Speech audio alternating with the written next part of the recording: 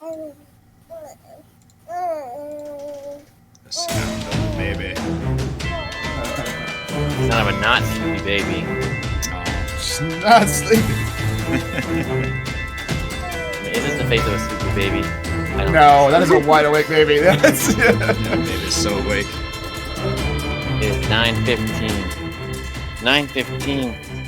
I'll tell ours that. Care not. Ours is still freaking awake. Yeah, mine's right here Yeah. on the floor.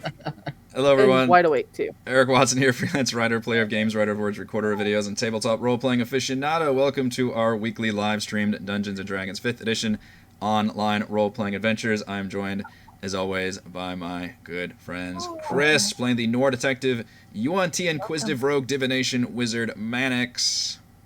hello. Heather, playing the Sitting Dark in Death spot. Dealer, half-drow assassin rogue Kaless. Hello.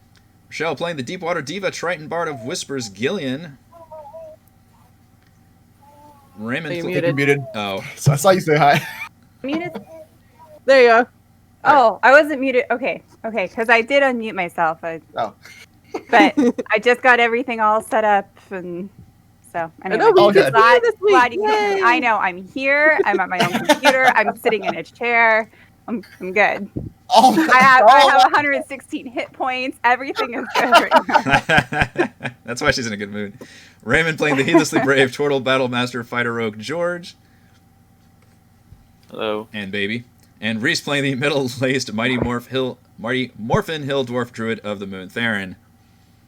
Hello.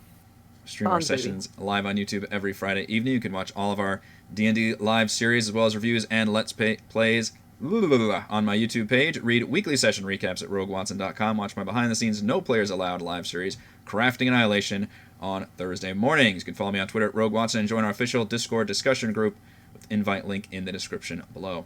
If you'd like to support the channel, please check out patreon.com/RogueWatson. Shoutouts to Platinum patrons Andrew, Joe, Will, Tiny Dancer, Nick, Andy, Chris, Alberto, Manuel, and Basil. And gold patrons RPG Papercrafts, Charming Grenade, Pretty Boy Numa, Marcos de Vicente, Gilberto, Sean, A.K. Cert2B, Adam, Dead Lizard Lounge, Sam, Arash, Limpy Spuds, and Jerome. And shoutouts to new Copper patron Chris. Thank you all very much for your support. For our campaign, we use Roll20.net. For video chat, we use Discord. And for streaming, I use Open Broadcaster software with Streamlabs. Previously on Tomb of Annihilation. The party opened a secret door, revealing a small hot cell with a lit candle. They were careful not to enter, dousing the candle from the outside, noticing a magical effect. Kaless, Gillian, and George worked out the timing to enter the cell after dousing the candle and were teleported to a different cell, this one filling up with water. The party recalled the first lines of the clues for the level, teleporting into different cells as they solved the elemental puzzle rooms, till they found themselves in a large room surrounded by terracotta warriors, broken pottery shards, and a sarcophagus in the middle. Through a combination of spells and dexterity, Gillian and Kaless successfully reached and opened the sarcophagus, grabbing the contents within. Gillian resisted Shigambi's godly possession. When George arrived, he stumbled through the shards, causing the sleeping army to awaken, and it was a race to the teleporters to avoid the attacking constructs. Reunited, the party traveled west, reaching the bottom of the grand staircase. The giant gargoyle statues acted as toll booths for different coin denominations, making sure everyone paid. An open shaft lay before them, but there was still more of level 4 to explore. They headed up the balcony and further west. Mannix spotted a rolling boulder trap that revealed an acid pit into Unk's tomb, the last of the 9 primal gods. The multicolored sarcophagus couldn't be opened, but a giant maze mural could be touched, teleporting players to an extra-dimensional maze. At the same time, the walls opened up and Minotaur skeletons attacked. Theron made great use of his grasping vine spell to grab the skeletons and chuck them into the acid pit. Kaless handled half of them by herself, deftly dodging attacks, while George, Gillian, and Mannix went into the maze to grab different colored keys and decipher the poem. It was Gillian who would win out, realizing the keys would give them a special reward, but only one. When the sarcophagus turned green, she inserted her green key and gained the regenerative charm of the troll, which she gave to George, and George then gave to Mannix, I think, as well as a blinding rainbow cloak and the possession of Unk, which bestowed upon her his superior constitution. That catches us up to tonight.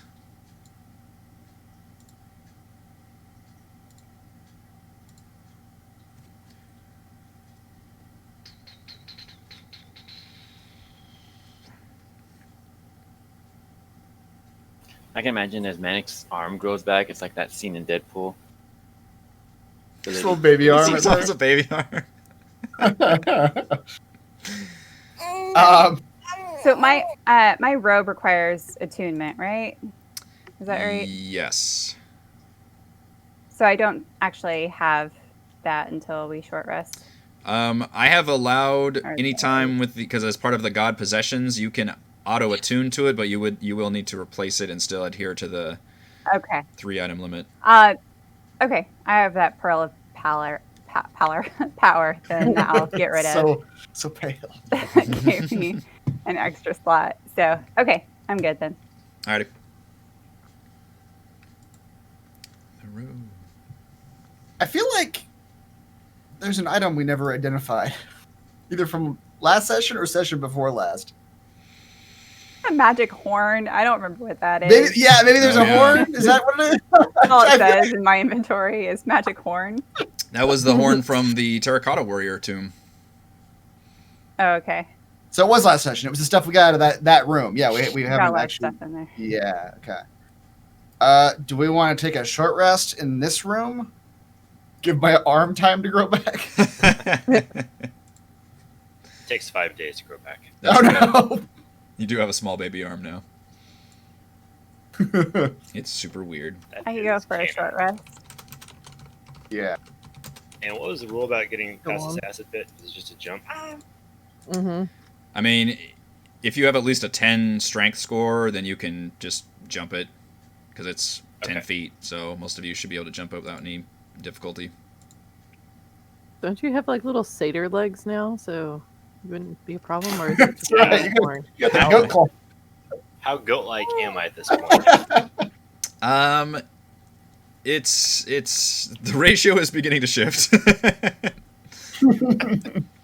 You're looking more like a anthropomorphic goat rather than a literal goat. So you got the shaggy fur, you've probably actually got the hooved feet.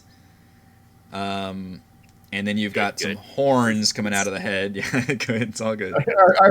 Do his shoes still fit, or has he lost his shoes at some point? I never had shoes. Oh, okay. Well, there you go. It's an easy transition. Does he have any teats? Can we get some goat milk?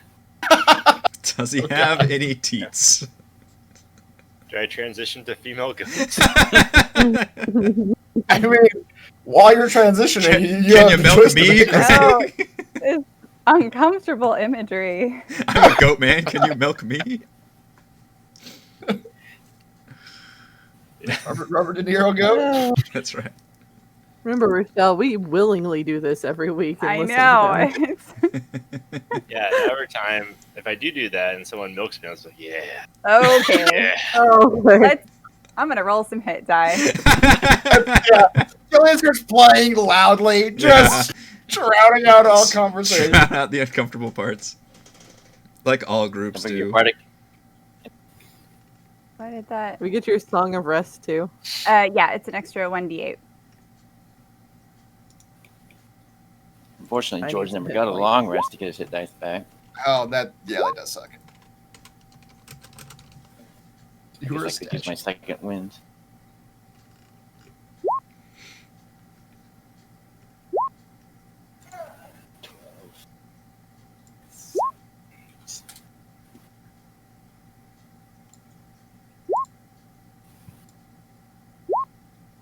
Oh, come on. I guess I should switch to chat box so you guys can see what everybody's rolling. I'm trying to fix our camera since Raymond had to turn his camera off. I'll be back. So just You continue to will. make it- Yeah. Well, that's why I wanted to duplicate it and not switch our master one. Oh, it's Just gotta fine. Just leave it the maybe way it is. what? He'll be back. I'm rocking a baby to sleep. Terrible excuse.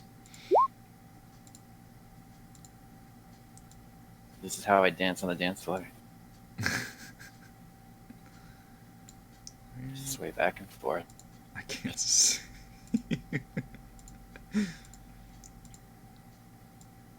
Just gonna spell slot back There we too. go, there's that one.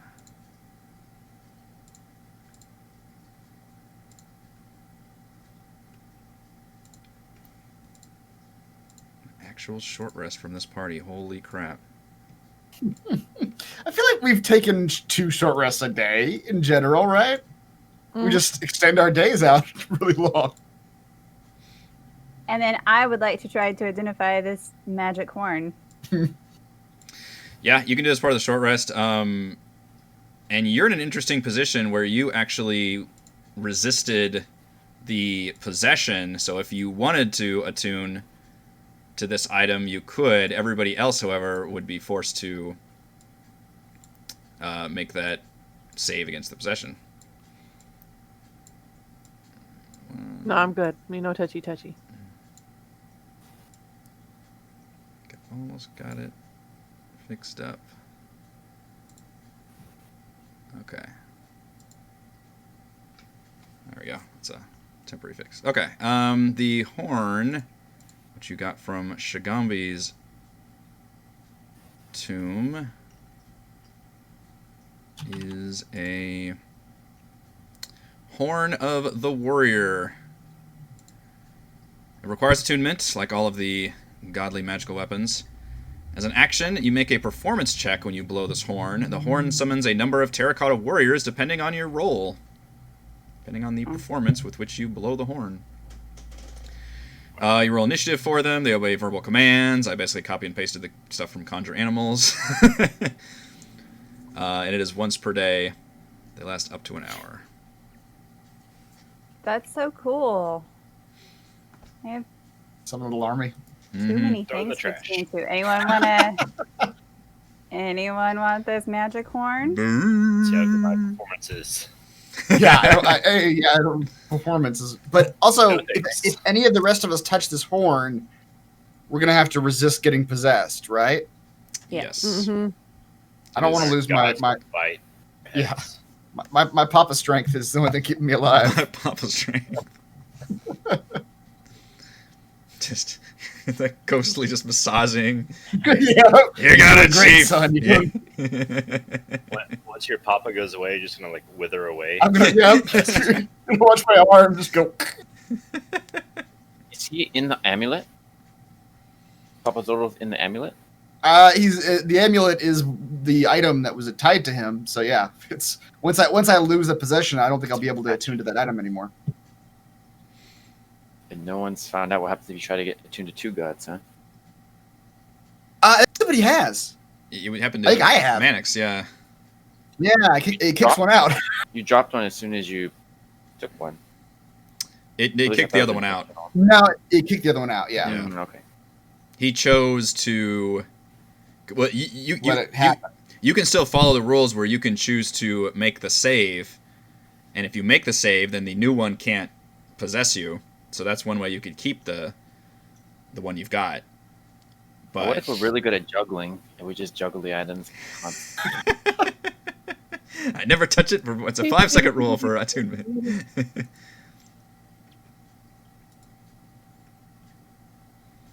All right, you all enjoy a nice Anybody? short rest amongst the bones and the bubbling acid pit as it continues to dissolve Minotaur skeletons over the course of the entire hour. How bad Well, it is. Give it to If we, Boron. if we do resist, we can attune to the horn without getting possessed. Yeah. Mm-hmm. That's my understanding. Yes. Okay. Yes. That. Yes. Sorry. This That item does is. seem a little too good to pass up. If no one, I do have a way of making sure I pass the check. Well, do you want to attune to Yeah, it I then? will do it. I haven't used my eyeball in an effective way in like 6 months. So Will you let Thaddeus take it? my eyeball? No, the item. Oh, George, I'm not going to let your pet flying monkey attune to a god item now. wield the monkey has summoned warriors. Finally, my revenge!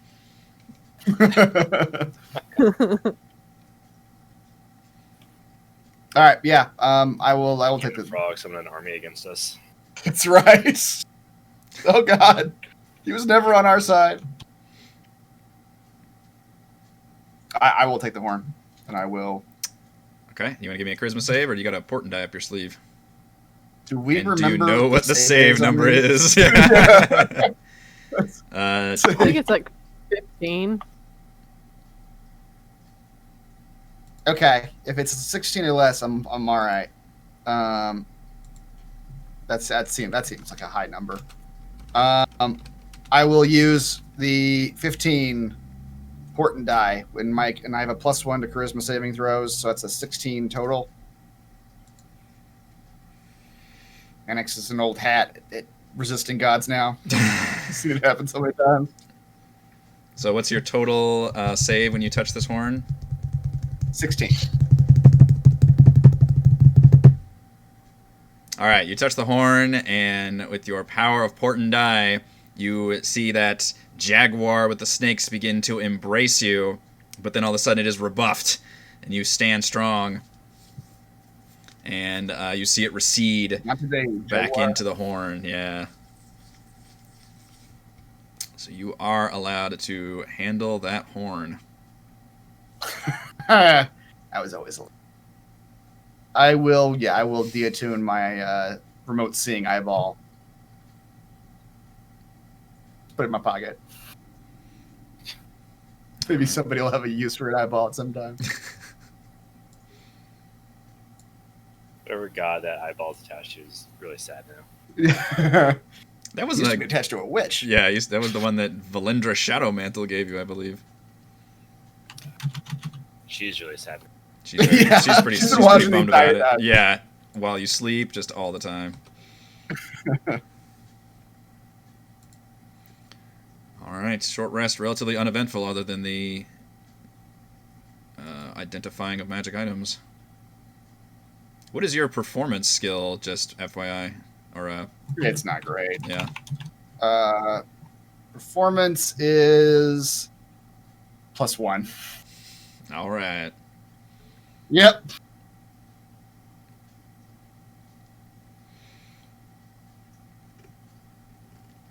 You all have still not found a skeleton key on this level, however. Manic, come here. Okay. What are we doing? That's your eyeball. The eyeball I'm not using anymore? What are you going to do with the eyeball? It's still magic. Step into that room. What room? The One of these cells? skeleton cell. Okay. Why am I doing this? You should probably check them for secret doors. Oh. There's a line over here that doesn't quite match up. How dare you? Some dynamic lighting clues. Yeah, let's say I make a pass through all the cells, just general passive perception, just looking around in Okay. general. You look through all the cells, but even with your amazing perception, you do not notice any doors or secrets amongst any of the cells. Okay, just bones, or I guess not even bones anymore, huh? Because there's There's probably some bones left in there. some bones. Nope. Looks like we've cleared this place out.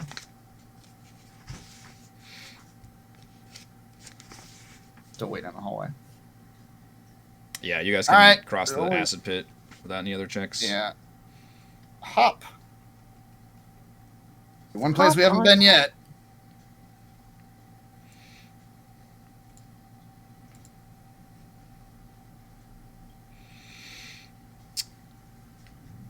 Indeed.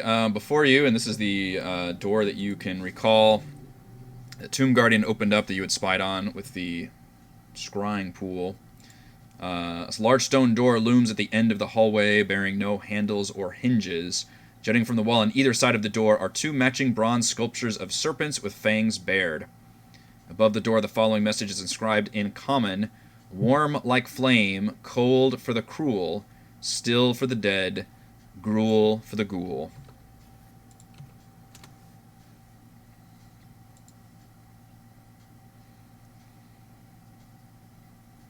Blood?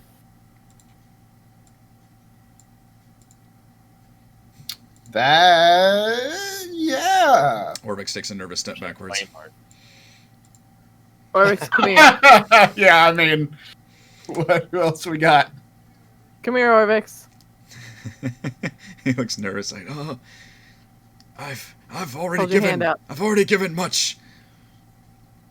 Maybe it's time for one of you to. Hey, I lost a whole arm. It's bad. And I see you look Back. even better. Oh, am I gonna get another finger then, Mr. Mannix? I don't know, maybe. You never know. Am I on the group's insurance plan? Yeah. I don't know, ask Theron. He is the insurance plan. Imagine if George had used the amulet on Orex's finger. Oh my god. That would have been pretty That funny. would've been really funny. He walks towards Maddox and just walks past him to Orvex. I know somebody that could use this. Walks right past you.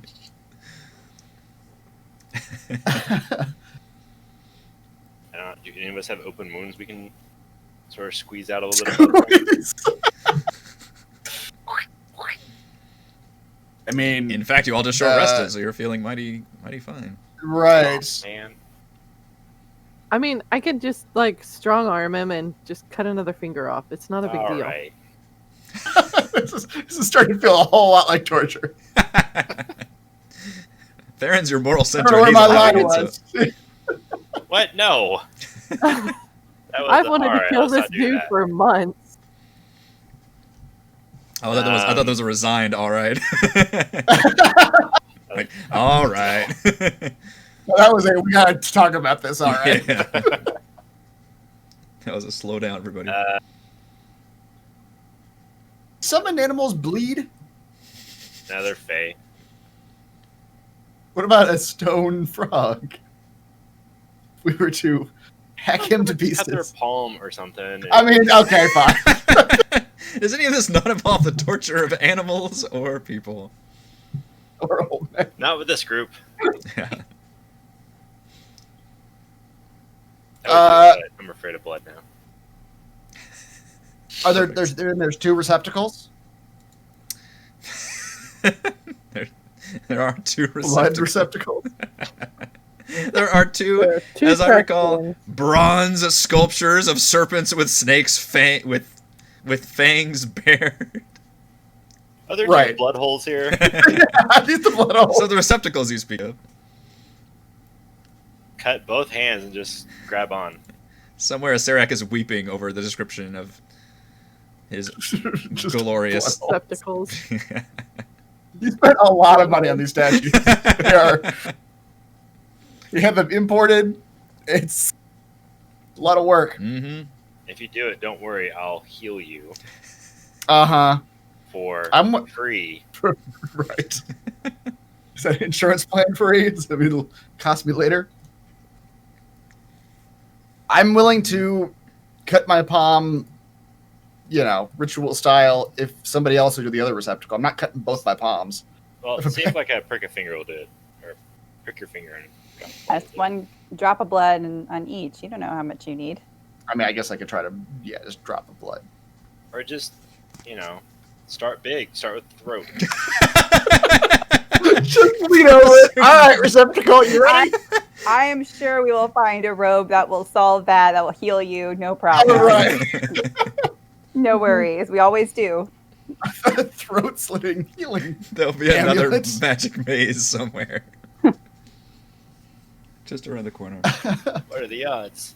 You prick a finger and squeeze a droplet of blood into the snake's mouth. And you can see in there, in the snake's mouth, a tube descending down the snake's body and presumably into the wall.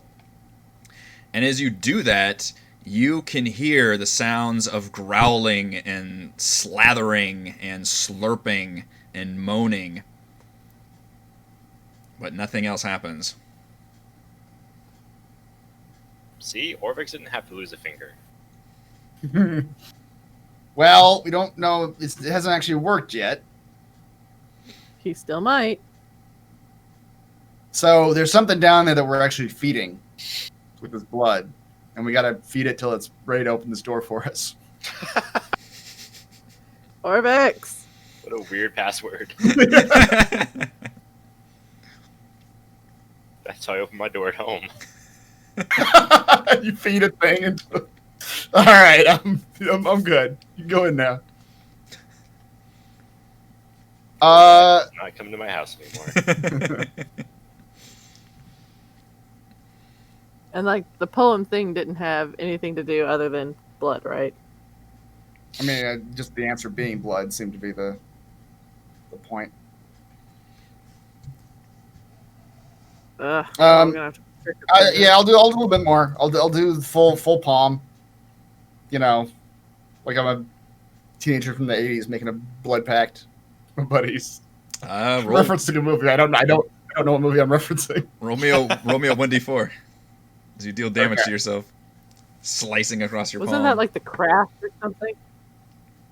You take one damage. slashing damage to yourself as you squeeze some more of your blood into one of the receptacles, and you can hear the sounds getting more frenzied, and the moaning and slathering seems to grow louder and fiercer. All right, somebody's gotta go to the other side.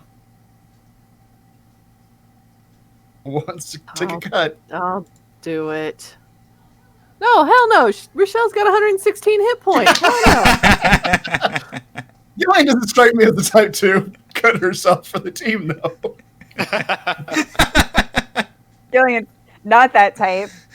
Also, Gillian is too indecisive now because Don't of you the have, god like, that's fish blood or possessing something? here. Hey, fish blood is still blood.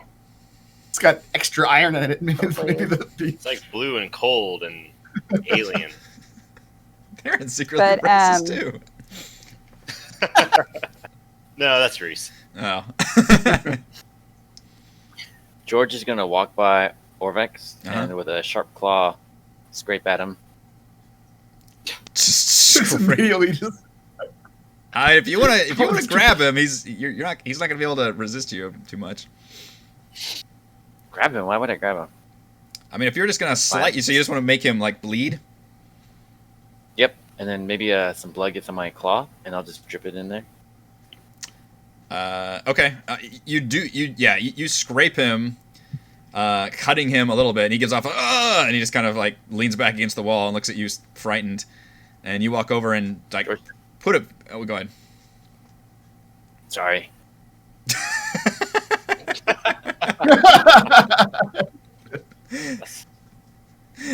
How subtle did you try to do? Treated him. Yeah. How about just walking up and scratching him? Just a big swipe. Claw marks across his face. Yeah. Sorry, I hit a bug on you or something. Got it. Got it. Although it looks like that's not enough Yes. blood, because you put drops into there, and it's once again you hear those sounds coming from that side of the wall now. But it seems All they right, want down for the more. throat. Would you say the throat? You got work up slowly. Match Oh, my no. palm cut on the other side. Let's see if that does it. Question. Whoever you want to cut. I hope this devolves into just If I cut my palm, and let it like run into the cup that I have, my golden emoji cup, and I dump some of the serpent venom in it before putting it down the pipe, can I kill what's on the other end? You don't know what's on the other I don't end. know, but that would be fun. Oh, I mean, sounds like a the problem Google. is, I don't know if what's on the other end is actively opening the door for us or if it's some sort of mechanism. I don't know, but it seems like we need it to open the door. Fine. I'll cut my palm. But I think the cup idea is actually a good idea because you could just let it run for a little while and then pour the whole cup in there, and it's more blood at once. Ooh, can Yeah. anyone summon leeches? Wrong party. Good idea. that was good. I wish we had a leech robot right now. He'd be able to handle the situation. Everyone turns to the camera at the same time. All right, so you're squeezing blood into a cup and pouring that into. Yes. Okay, let's do the 1d4 as you slice your palm. Is this door stone? It is. Can I tell anything about it from my stone cutting ability? You can tell that it is you might be able to actually raise it manually, but it would be extremely difficult to do so. All right, Kless, you take 4 damage as you slice open your palm.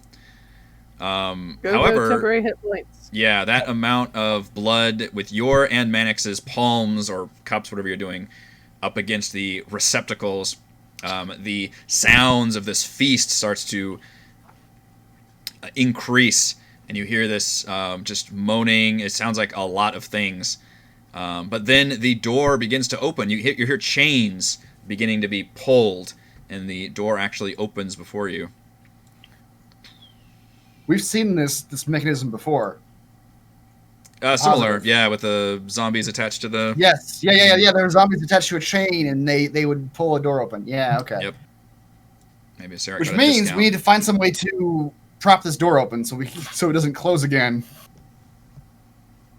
Or does it appear that the door has some way of locking itself in place? As it raises up, you see that it kind of just stays up for now, and you can hear the sounds of the whatever on the other side of the doors seem to be enjoying this feast. So for now, it appears to be the door has been raised up. But you don't see... Okay. I mean, you might be able to manually do something to try and, hold the door up. But it's up right now. It doesn't look like it's going to go down yet. Yet being the operative word. Yeah, I'm looking what I got.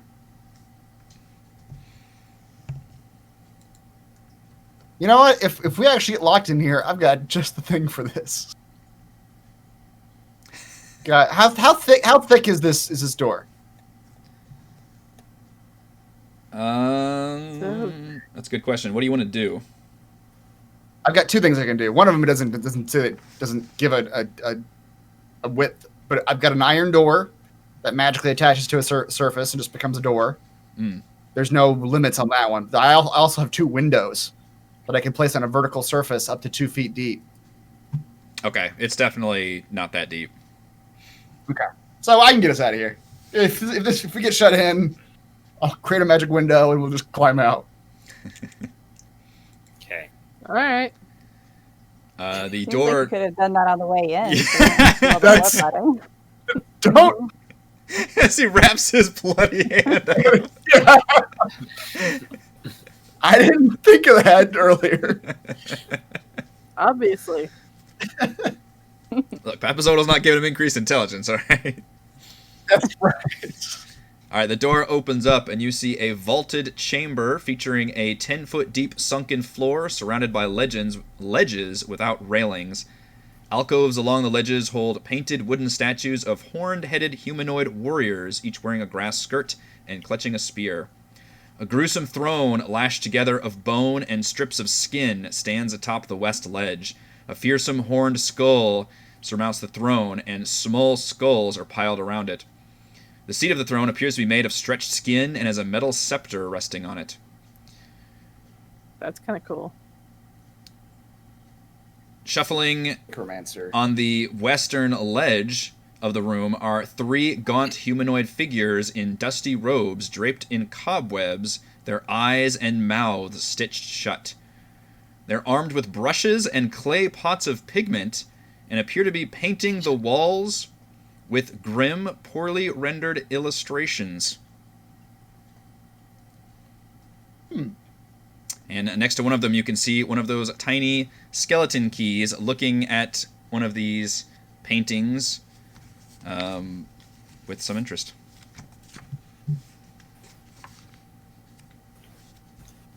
Wait, what? Skeleton key looking at a painting? Yes. I hope they're body paintings. I hope they're just porn. They're just painting just crude Kama Sutra positions. Skeleton porn. Skeleton porn on the walls. That's where your head goes.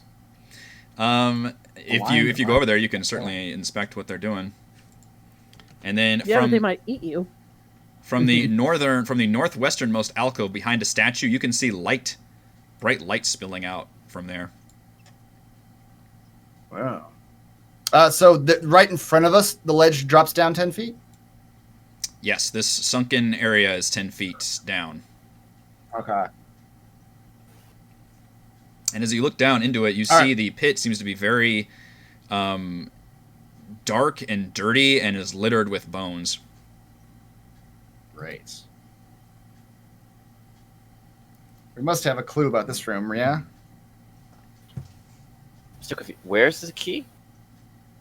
It's this. Right The here. key is the little creature. It's a creature. Yeah, it's these little skeleton. They look like little mini skeletons, but they've got these very oddly shaped heads that seem to form these different shapes, and all the different ones you've found seem to fit these different shapes. This one has a hexagonal head to it. So it's alive? It is alive. It does not seem to have Can't noticed understand it all the other time. your presence. Okay, well. We just need the key, right, guys? Presumably, but this whole place feels like a trap. George turns invisible. Okay. He gone. Find the Iron Scepter's twin. Yeah, That seems- we haven't used that yet, right? Yeah. I think Did we the rest see of any them. scepters in this room? I don't Yes, remember there is an mentioning. iron scepter Oh, resting yeah. atop the throne in this room. Oh, we should find its twin then. Yep, I agree. Problem solved. All right. I will. The paintings of a scepter. You need to get a little bit closer, but you can check out what they're actually painting all over these walls. I'm slowly making my way over there. I'm not going down to this pit. Okay. I'm just sort of going around the The edge. paintings on this side. These Or zombie-like creatures are painting images along this back wall across from you all, okay. and they're just kind of shuffling. I'm not moving their tokens around, but they're kind of shuffling around as they're making these paintings.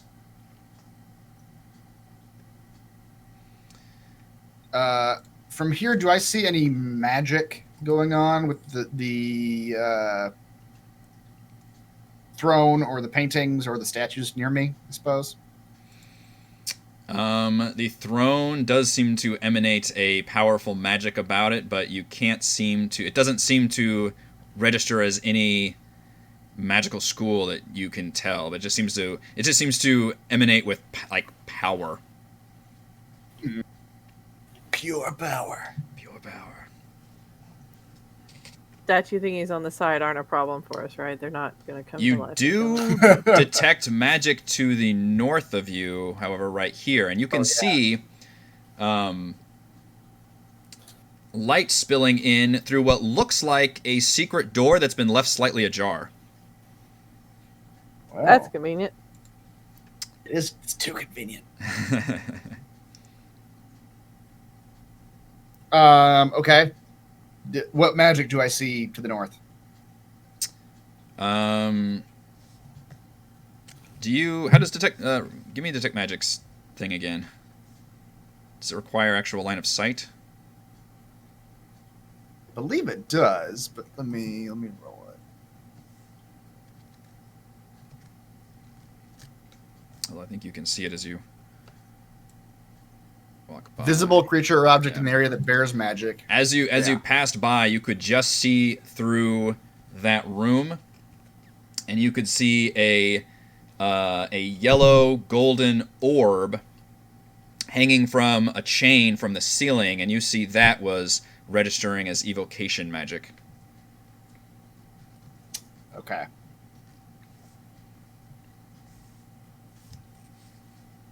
All right.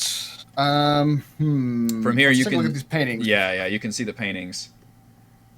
The first one, and as you get closer, you recognize, and the artists are still drawing, appears to be a picture of the fountain room, and all of you are standing around it, and you can see what looks like Celeste just doubled over, vomiting in pain. The second one, They're recording our most ignominious moments. the second artist, And you recognize this scene, Mannix, as the scene when you opened the sarcophagus and a mummy came out and just punched you square across the jaw and you fell like a sack of bricks. Just an artist capturing that perfect just moment. Of all of my amazing feats of adventuring, this was the one you had to draw. The third artist is It was apparently your best moment. drawing a picture of the giant beholder fight, and you can see both George turning into a stone statue and like Kales getting like hit by a disintegration. It's like all these bad things happening to everybody during that fight. So they're recording things where it like the dungeon won. All of those moments. They're not recording the moments where we beat the dungeon. Really need a better press team on that. Yep. All right, but beyond being vaguely insulting, these paintings don't have any like scepters in them that we can see, or anything relating to the scepter in question. No. Okay. What about these statues? The chair was magic. I want to sit on the chair. Until we solve the puzzle, I think it's probably a bad idea, but you do you. Especially about that mace on the throne. The chair. It looks like just a regular iron scepter. Although it looks like it's well made. There.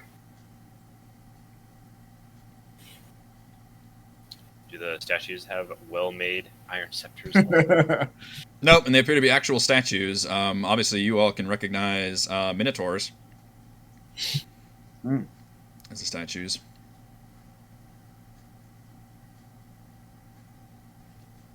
All right. Well, feeling all of that, I will. Does it look like this secret ajar door could be just opened just more? Yep.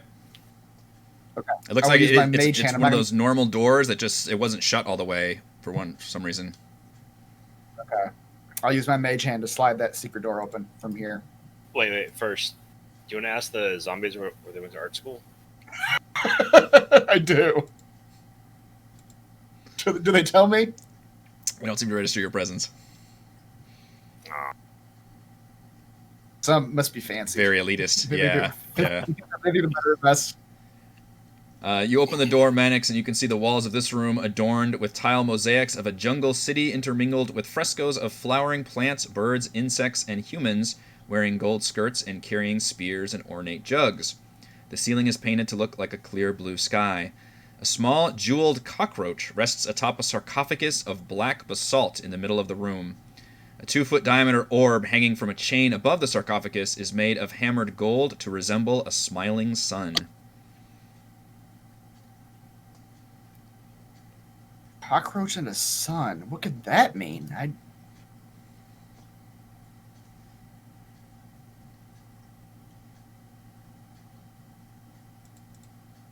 So the cockroach is on the sarcophagus, and the sun is the orb is hanging over the sarcophagus. Yes. Shoot. All right, I'll go in. I'll step in a little bit just because I want to look around, see if I see anything else like a scepter. The sarcophagus looks like it's sealed with strips of melted lead, but it does look like with some strength you could pry them open. The cockroach, you can see it's got a hinge, and you actually think it might be a small like box of some sort. Although the cockroach itself is gorgeously bejeweled, like covered in gems, and looks like it would be quite the expensive piece of treasure, but also looks like it could hold something. Like it looks like a box. Okay. And then the orb is radiating evocation magic. The orb's gonna blow up if I touch anything. I know it. Did you say that pit Vibration. was dark? It just appears really dirty and nasty, and then it's got a bunch of bones littered on it.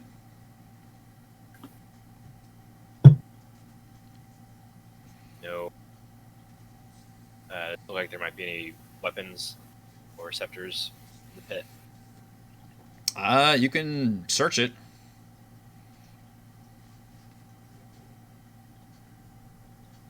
Shit. Mannix. God damn it! I knew I was going to get volunteered for this. Into the pit. Damn. All right, I will use my passive perception skills to walk around this pit. Okay. Wade through Looking- that muck. Yep. And see if I can find anything that's not just, dirt and bones. Yeah, you're searching around. Dirt and bones, dirt and bones. Orbix actually speaks up, and he kind of comes down the stairs and very carefully seems to be approaching the throne and says, the skull, Omu had a legendary Minotaur guardian. It was said his rage and furiosity extended even beyond his death. Kind of walks up to it and looks at it and looks up at the skull. Says, surely Serac couldn't even snuff that out. He turns over to all of you and says, You all have treated me like a slave, like an animal. You make the Red Wizards look like kindly priests. All I wanted was to dig through the secrets of this ancient city, but no more.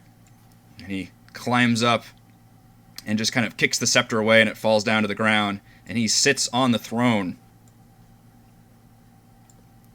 Fair. And he spreads his arms up towards the skull and says, Karagos, lend me your power so I can have my revenge. Nice.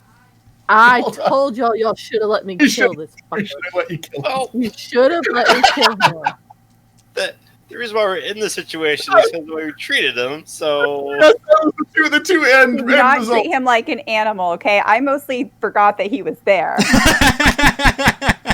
You are the worst one of all. I say that out loud. He's like, wait, who are you? Who is this guy? Where did you come from again?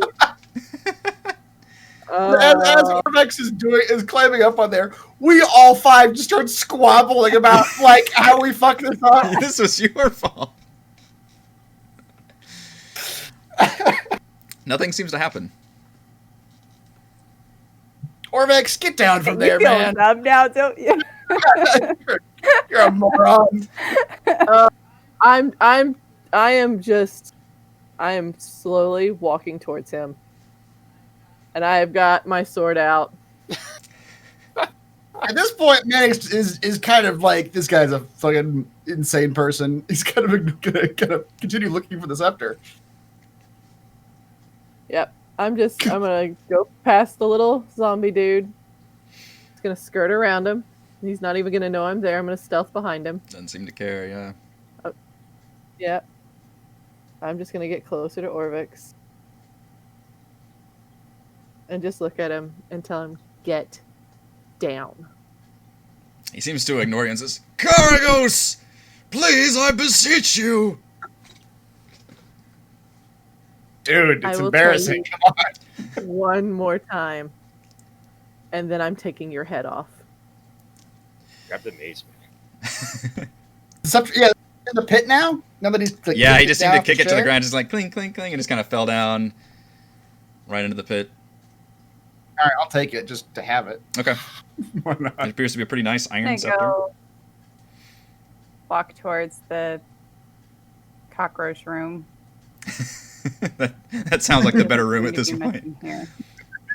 It's I've grown tired of this. To the cockroach room. I will retire to the cockroach room. All right, class, what do you do? Arms spread wide. He seems to be just pleading up there. His eyes like twinkling. I just look at Give him a hug. everybody else going, Seriously? Give him a hug. tell him we I'm love him. gonna give him a hug. Oh, he's gonna get a hug, all right. Gonna get the sweet embrace of some sword action going here in just a second. I'm just gonna look at him. Did you really think this was going to work? He looks like he is trying his best to ignore you. Vex, my man, she's gonna kill you. Orvix, you've been hiding in the background this whole time for weeks now, right? Well, really days, right? I forget how time works in D&D. Yeah. We've been here days. We've been here probably like, I don't know, 5 days, I think. You watched us fight a beholder, right? You watched us fight tomb guardians in here. Who's still standing? And who is rubble on the floor? Did you really think you were going to survive this? Don't do it, Celeste. What do you do? I have a feeling that if you kill him, he'll transform. You should just maim him. Just maim Just him. make him take off his hand to get to his place. I backhand him out of the chair. I just wallop him from behind Okay. and just knock him back into the pit You where Okay. Mannix is. You knock him into the pit, and as you do, you see little bits of blood drop. Just, sprays. A few drops seem to fall on the chair as Orvix falls down to the ground, and as he does, his head hits that. You actually see it's a tile floor down there. Seems to slam against the bottom of the floor, and he's still for a second. And then you see the skull above the throne. Its eyes light up. And you see Orvix, his head jerks up, and his body begins to jerk up in a very awkward manner, almost like he's a marionette. And an unholy scream echoes throughout his body as his head tilts up. And you can see the eyes of the Minotaur skull have fully turned red. And his head, Orvix's head tilts back down, eyes dead and black, and a very, very creepy, very wide grin spreads across his face. And you hear this otherworldly voice, "Vengeance will be mine." And as the last word echoes throughout the chamber, you feel a rumbling under your feet. Mannix, I need you to give me a dexterity saving throw, please, as you feel the ground beneath your feet give way. Suppose this is a trap, is it? This is not a trap.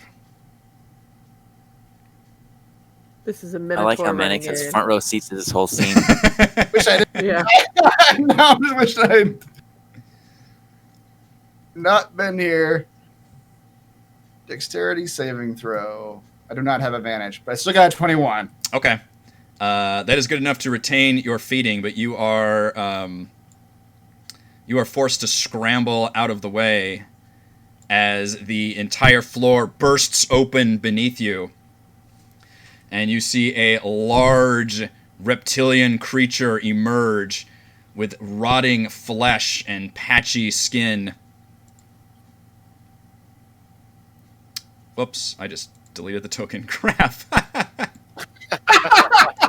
It pops out of existence. Pops out of existence. Doy. Way to ruin the tension on that one. Son of a bitch. Yeah. You were doing. I Oh, was. God. I didn't. Just keep describing how the It's thing so is rising rotting. from the It's bones. teeth. It's got giant teeth. Right. Ah, you should see the teeth. They're so big. The malice behind his eyes. There you go. Whoa. All right. And That is it's a T-Rex. and it's Oh. out of its mouth.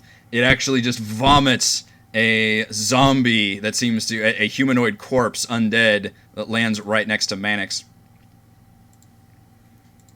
Is this my T-Rex thing that I almost got eaten by that one time?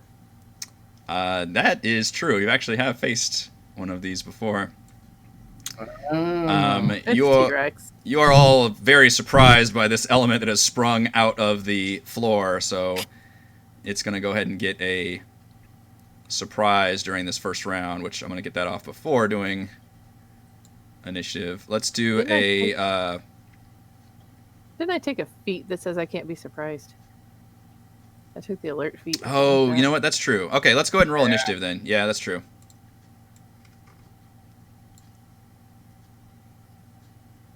I wish I had gone to the cockroach room. Cockroach room sounds great. Cockroach room does sound great. I need to re-give this Instead, you thing. were lured with the sweet siren song of muck and That's bones. right. Oh shit, Man, that's pretty good. Wow. Mess. 31. Beat that, Bunzel. I don't know about that. Alright, so that guy gets... Not quite. To ride a fucking T-Rex. Alright, and then for the sake of my sanity, Orvix now looks like T-Rex. this. Oh. I mean, it's still... That's the token I have, but it's still... He just looks like a very nasty, unholy version of Orvix. Now that's the guy I'd want in my party. Yeah. Finally, Hey, Orvix! Orvix, if you've been showing this kind of initiative, This is what I'm talking. You know what, Orvix? You're hired now. Your trial period. bring that undead T-Rex with you. You're part of the group now. That's exactly what you bring into the team. All right. Well, round one. I mean, if you'd shown this initiative, we wouldn't have been so mean to you. That's right. The zombie T-Rex is getting is surprising all of you, except Kaless cannot be surprised. Mm-hmm. So it'll be Kaless first, then the zombie T-Rex, and then we'll start back up with Kaless again. Okay. Bigger threat, zombie T-Rex or weird new Orvix? Undead Orvex. It's, Yeah. We want to try to persuade him. To join I the think team again. Orvex is dead. I'm sure. But this is cool Orvex. That's right. This We is could call him cool Orvex. I want to be Corvex. that guy's friend. All I want right. to be his Well, friend. Suddenly now that Orvex is dead, we all are like, you're a cool dude. If you were alive, he'd be so full of rage by now. You're just fueling his undead rage. Like, man, we don't want to fight does the you. undead version? Let's hang out. Is the undead version still missing a finger? Yes. Gotta be right. Yeah, it's still the body. All right. Well, all right. I'm doing a little flippy flip from my balcony here. Gonna land right on the back of the T-Rex behind its head. But you know that finger is inching its way towards us right now. Oh yeah. That's right. That finger may be. Coming in full of rage. It's giving so many Yep, fingers. I'm gonna ride a T-Rex. All right, I do get a check again. What is that contested thing to? Let's see. What? I'm jumping on its back. Well, that's a thing though. 'cause There's it- mounting. yeah, there's mounting rules. Yeah, it's my acrobatics versus your something or something like that. Mm-hmm. Ooh, I got a something. Yeah, the actual. Where's that rule? Climbing on a large, yes, versus the target's acrobatics. Oh, you know this zombie T-Rex real acrobatic too. Okay. All right, you got this, boss. You got this.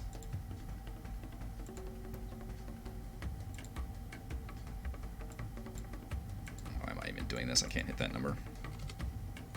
I was about to say, like, physically Nope, possible? it is not a success for the T-Rex. Alright, that is an action Yoink. to leap on top of it, but you are officially riding atop this rotting Tyrannosaurus Rex. And you're getting deja vu, I think, now, although you are much stronger than you were. And then for my bonus action, I am going to use my little offhand dagger. like that your token is like in the middle of its mouth on that token. It's only a good spot. Yep. Because it hasn't gone yet. Damn you and your alert feet. I know. 19 hit it. Yes, ma'am. Okay. I forgot to give my zombie T-Rex plate mail. 26 points of damage. All right. Because technically I was supposed to have advantage on that attack. Because you hadn't gone yet. So, that's what gives me my sneak attack in case you start asking gotcha. questions Okay. later. Okay. Does your actual assassinate go off though too? I think just Yeah. doesn't writing it give you advantage or no? Writing it gives Probably. you advantage, but I think the assassinate ability is. Well, If hell, you've fuck got- this shit. I'm going to roll it again and see if I get a crit.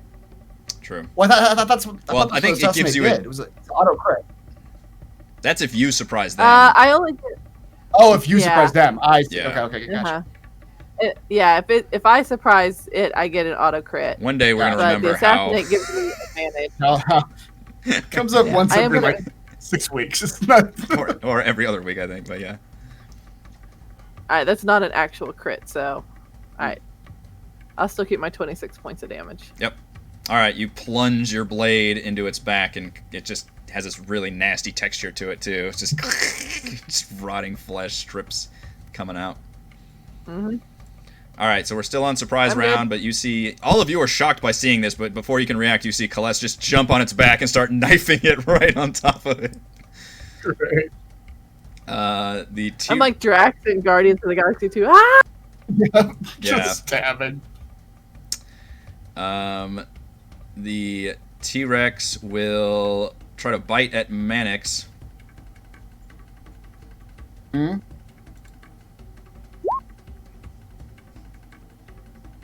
I don't think 16. Mannix. Or does a 16? That would hit. That would Uh. hit. But Mannix knows what a T-Rex jaw. I don't think he actually knows what it feels like, but he's seen it in action. He's Know what it curious. feels like. That's why I'm on the back of the damn thing. Right. So Mannix is gonna put his hand over his head and pop up a shield right as those T-Rex jaws come down. Yeah, jaws come down right off the force field. And then it's going to reach out with its tail and attempt to slap at George.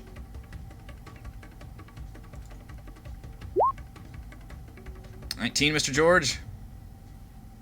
Hit. 21 bludgeoning damage. This rotting tail still appears to hurt pretty bad. I'm going to parry that. Bring up a blade. 1d8 plus 2. Only got one hand, so I'm going to do the 1d8. Oh, damn. You take 1 less So- damage. I take 3 less damage. But, because of the dexterity modifier. Oh, gotcha. 18. All right, and then as part of its action, it vomited that zombie that you see now. All right, so that was the surprise of round 1. Round 2 starts with Celeste riding on the back, and these weird zombie artists are still just not giving a fuck. They're just painting their pictures. Hmm. Okay. Although depending on how things See them go start with this drawing. fight, they might start drawing another picture. Right now? Yeah, great. Alright, so riding the T-Rex gives me advantage, Forgot which to is do. good. You should Then go. I get my sneak attack. Yes. So let's switch to a bigger sword now. You haven't gotten to ride on a big creature in a while. This used to be your MO. I know. She's got like a little notebook of giant creatures she's wrote. Written on She's, T-Rex. and then she checks like, oh, I've already got zombie T-Rex on here.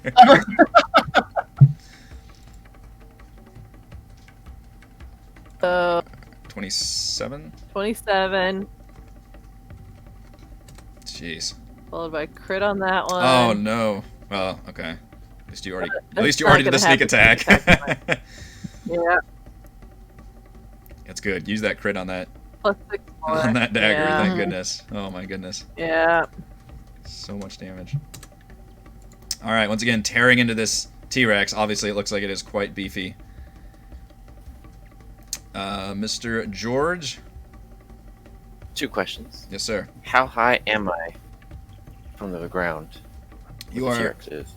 you are 10 feet above the sunken floor. Does somebody want to Google how high a T-Rex is? I don't know. No. That's all I want to know is if I jump down, do I take damage for jumping down 10 feet? Technically, yeah, you would take the 1d6 for jumping down 10 feet. And then what size category is the T-Rex? Huge. It's huge. Oh, so it's 15 bigger to than 20. large. Thank you, boss. All right. I actually have 3 questions, but No, you're can only I allowed to. get since Colossus is riding him now, can I get advantage no matter where I am? Like, is that kind of like flanking or? Like perma flanking. Yes. Yeah, Joel, you're probably right, but we're past that now. It's never come up before. What? Yeah, I don't think you're supposed to get reactions when you're surprised, because it counts as I wasn't surprised. you. Well, you were Not the one that me. used reactions. It was Mannix and George that both used reactions. Yeah. That's all right. Bank air in their favor. Oh. Well, mine's not a reaction, but whatever. I don't think we've ever caught ever in a surprise round either about the reactions. Well, if I go here, then technically I'm 5 feet above, so I can jump down now, right? Right. Yeah. If you just go down the stairs a little bit, it'll be fine. Okay. All right. Well, I'm just gonna wail on the T-Rex then. Try to trip Wail him, but on he's him? too big for me. Yeah. I think so. Although I like that you size them up and try to see if you can trip a goddamn Tyrannosaurus Rex. Hold on. I'm pretty sure 13 doesn't hit. So let's try to precise it. So I'll add a 1d8. Will a 18 hit? Indeed, sir. Okay, 9 damage. Attack number 2. Oops, wrong button. Attack number 2. 26. For 8. Attack number 3. George goes into his flurry of blows mode. Yep. I'm going to use my sneak attack now for another 12. So 29 damage. Yeah, you are chopping into that beast, and it is losing flesh and bits left and right. It already looks quite reduced from what it was when it first sprang up out of this pit. God, I'm trying to look up where I actually rolled up my initiative, and it was so bad. End of my turn. Gillian, you find yourself in the room that I described to Mannix earlier, which has a basalt sarcophagus in the middle, a bejeweled cockroach, which looks like a jewelry box, and it is a very expensive, nice-looking, gem-encrusted cockroach box. The sarcophagus looks like it could be open, but it would take some strength. It's got strips of metal lead covering the lid, and there is a golden orb hanging from a chain from the ceiling, and it is modeled to look like a smiling sun. And as I described to Mannix earlier, it was detecting, it was radiating evocation magic off of it. Okay.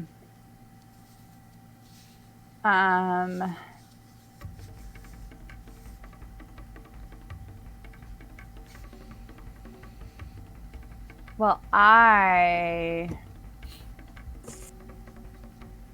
really want to figure out what's in the sarcophagus because I feel like That's the probably right what we're choice. looking for. Probably where the scepter is if we haven't found it anywhere else. But also, so my god now is very indecisive. Mm-hmm. So I'm just gonna kind of call back into the other room. Guys, should I like open the jewelry box in here, or should I come help you fight? You guys got that in there? What should I do? And you see a T-Rex roar. It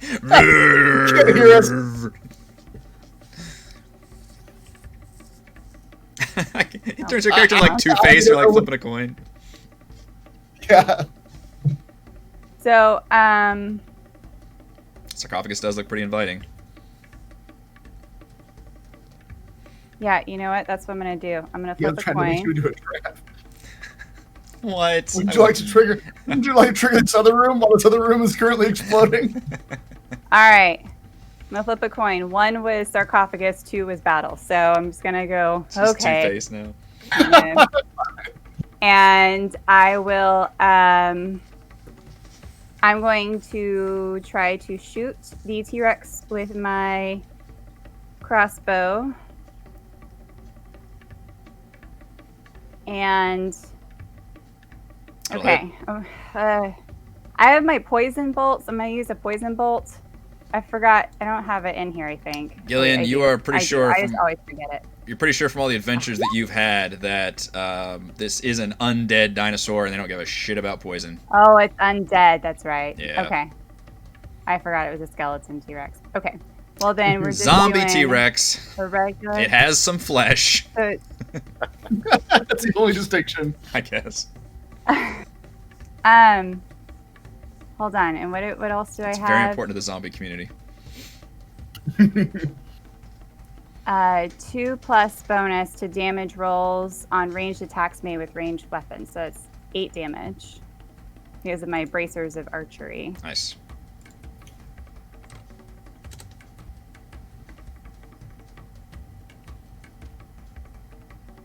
And then, where's Orvex? Can I see him? I don't think I can see him. I just see He's like. the dude to the south of you. It's a little different He's in his that- undead form. He's So- a handsome blue guy with I the see. long hair. It's kind of dark in here. He suddenly is no longer an old balding man, but he has long, luxurious hair. He has the same hair as Fabio. It's like, you guys should go dead. It's great. Orvex dead and loving it. Yeah. You look so Okay. cool, Orvex. Orvex just pops into his Mercedes and peels out of this dungeon. Get in, losers! Yeah.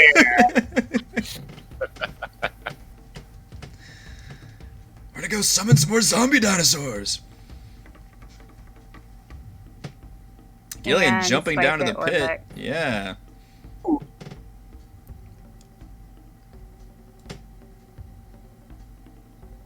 Uh, 17. What is going on with your rolls? They look weird. I don't know. This looks different. I don't think I did this to my character sheet. Reese. Yeah, we'll blame Reese. Oh, it says rapier. Wait, hold on. It says rapier +1. I don't know why it says that. And then it just says only 1 damage. This is I'm in So- trouble face. Let me try again. There's somewhere else on my character sheet. What? And she rolls a crit. This is all a ploy. This was all a ploy. I don't know why it says that. Do you know why it says that, Reese? It says rapier +1. You did get a magic rapier at some point.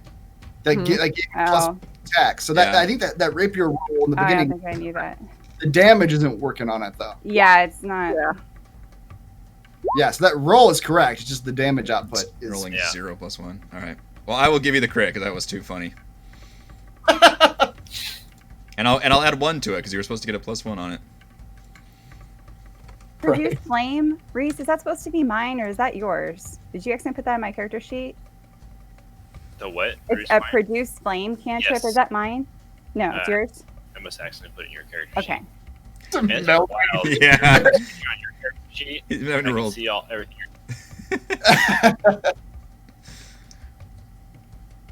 All right, you stab at Orvex pretty heartily, and you would think that normally a blow like that might just kill a regular Orvex, but this appears to be a much stronger, more undead Orvex, and he barely registers the Slightly more pain. Call me Orvex. Baseline, my rapier is just supposed to do 1 extra damage. Is that what we think is happening? Yeah, I'm sure it does 1 extra attack and 1 extra damage. Mm-hmm. Okay. All right, was that it? Yeah. Mr. Mannix. I don't know exactly what Mr. Orvex is doing up there. But everyone seems to be laying into the T-Rex too, so maybe I'm not gonna. Help. You guys got this. Get it. I'm gonna try again. Except I bet Orvex still has some intelligence. He does look so cool. It always has a cool factor. Cool.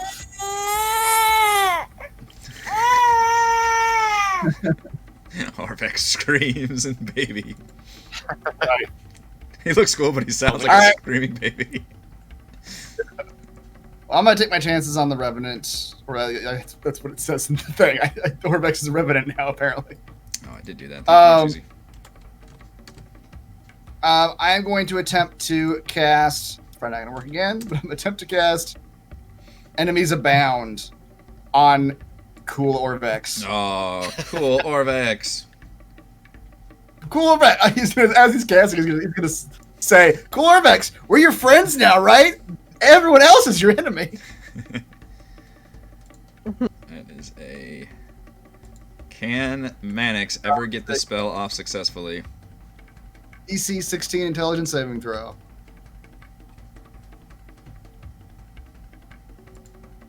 So what was it, DC? 16. 16. Oh. So whatever. It would be successful against Orvex. That's right. Yeah. It requires a little bit of, now that we've actually using the spell, it requires a little bit of interpretation on your part. But whatever spells. whatever the creature was going to do to us, it has to just choose a random creature within range of that ability to do it to. Oh boy. Okay. George looks impressed that Mannix can concentrate on a spell with a T-Rex drool dripping on him. Dead zombie. Wow. Don't look impressed too long. As bonus action, he's disengaging and running like hell. And 15, 20, 25, 30.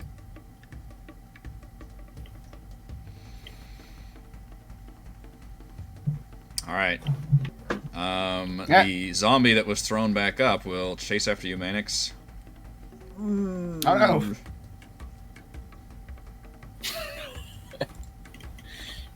And will attempt to smash you with a zombie fist.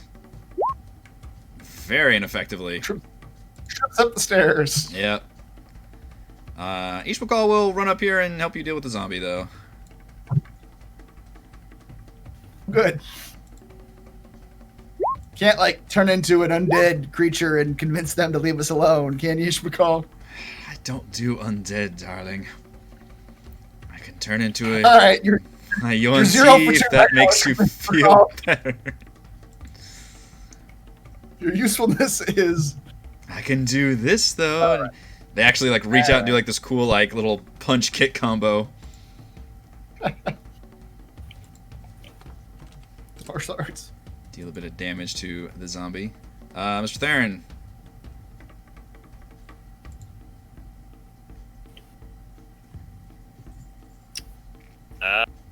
Oh. Wait. Sorry, chat is once again helping me out with a rule. Oh no. Although, does it say... It's always bad for us. Oh, a creature automatically succeeds if it's immune to being frightened. You're right, chat. Wait, what? Fuck off, Chad. I've always depended on the kindness of the chat.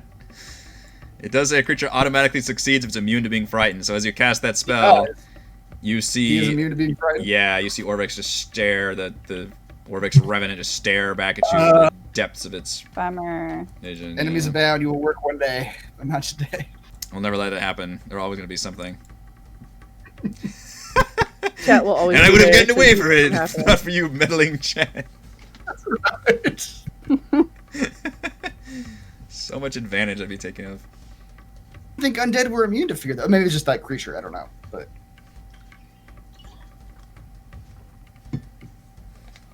Like something he brought up in crafting Annihilation, so that way the chat would remember it and then be able to say it. I've done because- that before. I've straight up told the chat, like, I've told people that are watching, like, hey, help me remember this and this because I'm not gonna remember.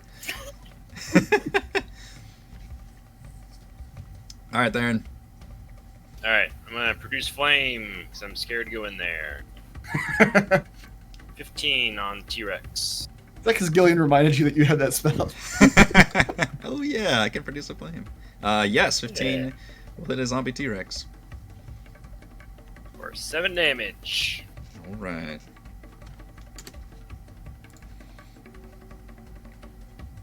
That's my turn. All right, zombie T-Rex. It's gonna try. Let's see. What is the rule about shaking people off of it? It's an action. It is an action. You can spend your action trying to get me off of it, or you can try to eat somebody. And your check is insane too. Because you can just use fucking. Hold on now. The T-Rex doesn't know that, okay? No, it doesn't. That's true. I don't even know it would know enough to like shake Kaless off either, though. It's just gonna keep going. It's like a insect biting at it very, very nastily. Like this whole movie, Heather's just passive aggressive attack on the DM. Do you want to waste a whole turn? Oh getting me yeah, off? totally. She's like, go ahead, try to knock me off. The main reason I pull this, like, I know it's an action to get up on top of these things, and I'm perfectly fine with it because now I can sit there and I can watch his face go, God damn it! Now I got to spend Do I? my whole freaking turn trying to get her off of me, or do I just try to kill the others? Yeah. you can And that's see why the little Kaless- war play out. between his That's why eyes. Kaless jumps on the monsters, because that's often the safest spot on the monster. Alright, so Tired of losing so many hit points. the T-Rex follows Mannix as it goes up the stairs, but Gillian is actually slightly closer. Hear Colette yell, "Yeehaw!" And will try to bite at Gillian with its nasty, nasty... Actually, it's going to throw up another zombie first. As a bonus action.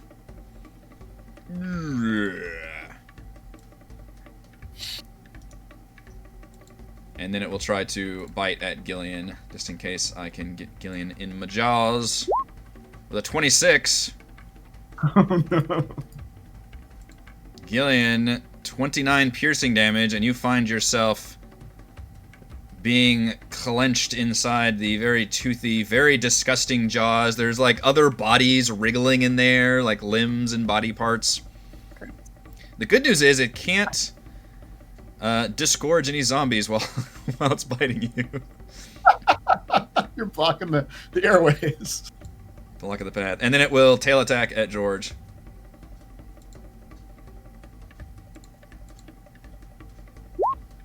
Change token places with Oh Gillian. man, tail goes wide. Alright, cool Orvex. Having stared down the fear That's what you need to rename it. from Mannix, yeah. Stares up at you, Kaless, and looks deep within your eyes. Says, "You will know," and it does not sound like Orvex at all. "Will know fear," and attempts to hit you with a vengeful glare. Oh dear. I need a wisdom saving throw, or else you are paralyzed until the end of the Revenant's next turn. And then frightened after that. Ugh.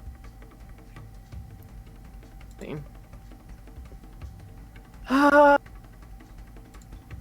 mean, can it even see me though? Can I make a wisdom mean- acrobatics check? Yeah. God damn it. Can I use my acrobatics modifier for this? No. I mean, I am behind the T-Rex's head. Occasionally there's a glimpse in it. I'm sure you can lock eyes at some point. You also see when it does that, it's because God damn it. Gillian did a bit of damage to it, and you see its body actually start to knit itself together. Not all the way, but just a little bit. Oh great. Oh, I failed. Uh-oh.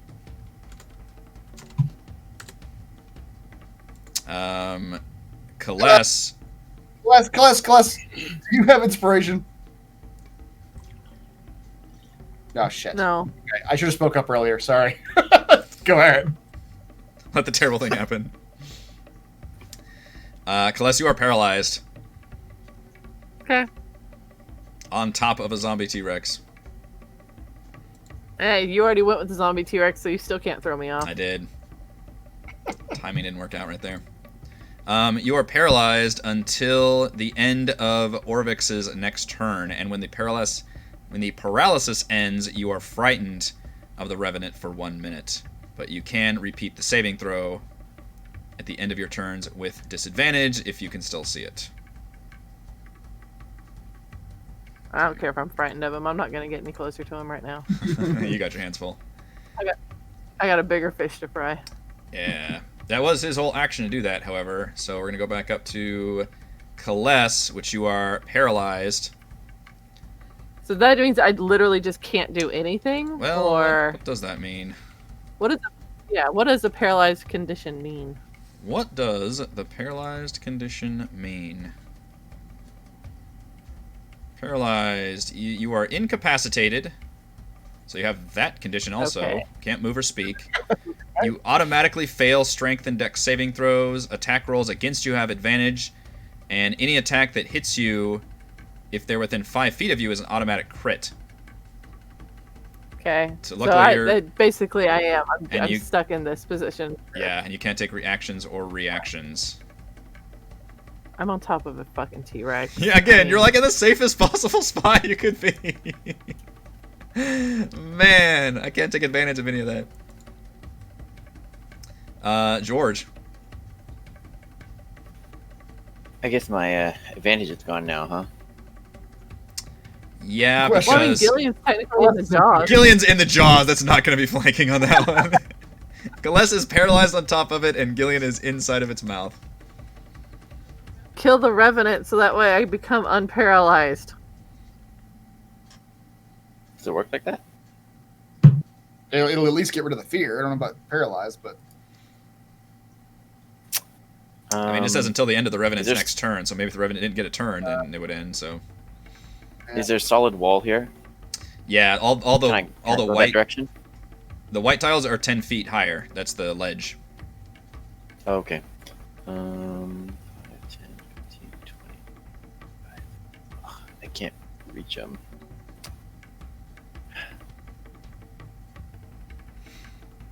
How's this T-Rex looking? Not good. T-Rex has been beat up by a lot. Between you and Kaless, done a lot of damage.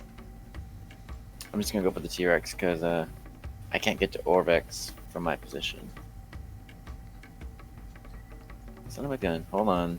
I don't like missing. Do another precision attack. I don't like missing. One superior die. Okay, so 1d8. So what's 17? That'll definitely hit. 8. Okay. Slash into that T-Rex. Attack number 2. 26 for 8. And then attack number 3 George still goes for ham. 10. Is he still alive? He's still alive, but he's very much not looking good. I'm trying to see if this thing... Action surge. Attack number Oh, good 4. Oh my goodness. damn. 6. And finally, is he still alive? Still alive, boss. Last attack. For 10. Oh, 10 damage. 10 damage, yep. Jeez, George. That was a ton. You just tear into this thing with swords flying everywhere and bits of flesh just coming off of it like left and right, and it is sagging. It's barely hanging on. Kaless is like wobbling up there, but it is still up. But it looks like it is Oh, come on. very much near death. Yeah, somebody's gonna steal that kill. That was a ton of damage. Steal that kill. I mean, Gillian can stab at it from inside its mouth. So. Gillian, you are currently restrained by the zombie T-Rex. You can attack it, you just have disadvantage. You are muted. Does she get flanking bonus? You're muted. No. Can she get flanking bonus from me? Not from inside the mouth. There's no advantage there. Stop that. Can you get lucky bonus from me? I'm gonna start smacking you. I'm No. on the No one in a zombie mouth gets flanking bonus. I'm laying down the law on that one. Oh, wait, maybe I shouldn't do that. That's right. It was Mannix in the. I think Mannix was in the mouth of the boss T-Rex, right? You shoved the flame gauntlet down there. That's right. I remember that. That was the King of Feathers. Do you have a flame gauntlet, Gillian? Yeah, that was King of Feathers. A flame? What? No, I don't. No, that would have been cool, but that's probably a bad idea. I like the sound of that. That would have been cool, but it's probably a bad idea. That's something Mannix would do, and George. I have these beads of force, and I wanted to throw one of those down its throat, but it has a 10-foot radius range, Go on. which would hit both of us, which I don't think would. Everyone around the T-Rex just gets just. But what would that do to the T-Rex? I mean, it would like explode it. I think. I mean, it should kill it. That sounds but- pretty fucking awesome. I'll be honest. but I don't want to take. I don't Remember, want to you have a lot of HP now. You don't have to be afraid. He is The reckless new Gillian. and crazy as the rest of us. Well, you know what, Gillian?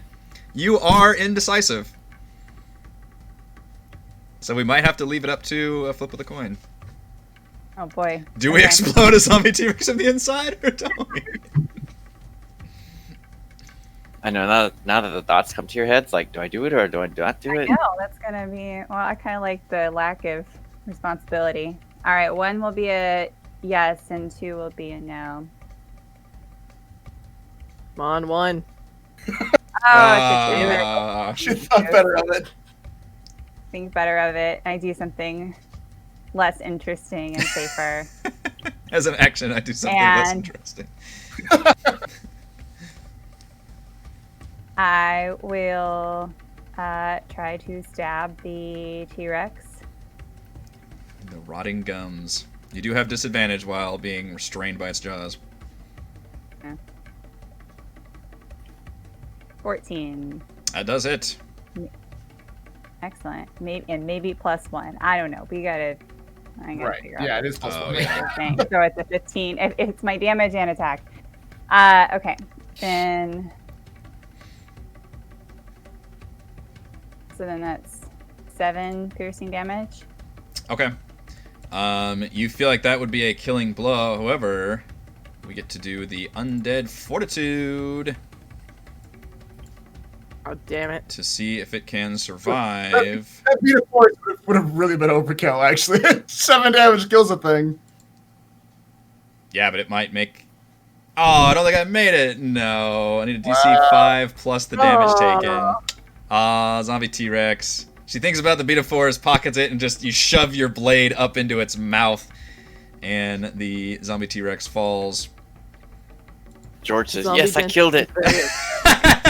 Yeah, you don't see shit. It's just all of a sudden dies. None of us saw what Gillian did. Yeah, George pulls out his little book and puts a tally. Zombie? zombie T-Rex. Check and check. Gillian, you can give me a dex save to try and roll out to avoid taking any damage as this thing falls to the ground with you in its jaws. Celeste, however, is gonna. How much damage am I rolling? Not much. You're only like, what do we say, 10 to 20 feet up? 15 to 15 to 20? 20. Yeah. Okay. Do I have disadvantage on the saving throw? Yeah, Still probably. grappled and- Yeah. That's Oh, a 9. damage. Alright, you and Celeste both take 6 damage as you crunch to the ground. I'm still like this. Yep. Still paralyzed. Yeah, you guys might be kind of worried about Celeste at this point, because she was viciously stabbing that thing and all of a sudden has very much stopped doing that. She got the lockjaw. And didn't react when she fell, too, which is also odd. Right. Alright, was that it, Gillian? Yeah, I guess so. Oh wait, where's Orvex now? Oh, he's right next to me now. That's right, I can attack him too then. That's my bonus action. Indeed. That's actually a pretty cool move. You I forgot he was That- stab the T-Rex in the mouth, it dies. You roll out of its mouth, Yeah. come up with your crossbow. That is a cool Nobody move. knows. Unfortunately, the crossbow misses twice right because of all the cool things you just did, but Dizzy from rolling out of the yeah. just now. All right, I'm done. Mr. Mannix.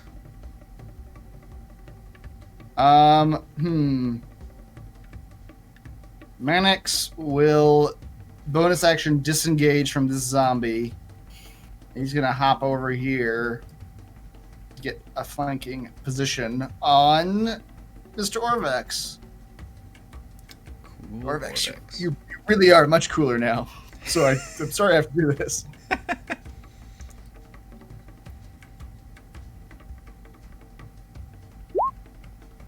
Does a 14 hit him?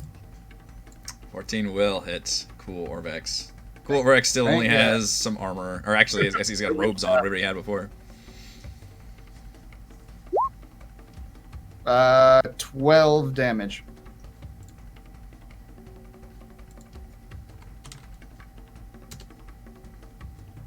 Alright, that slashes into him and seems to finally take notice of you, turns and glares.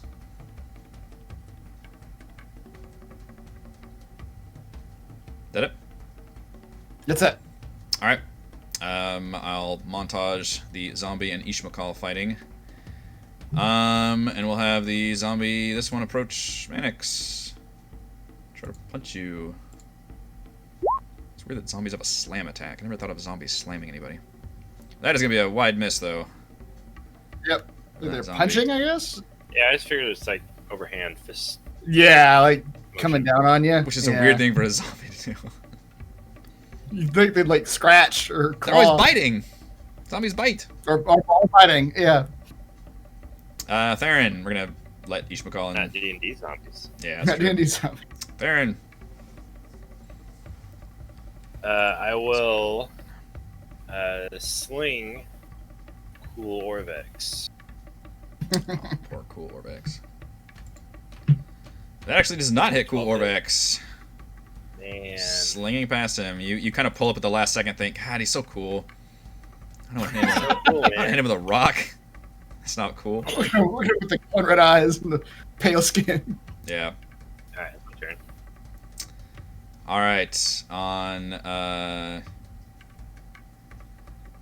Orvex will take the attack of opportunity from you, Mannix.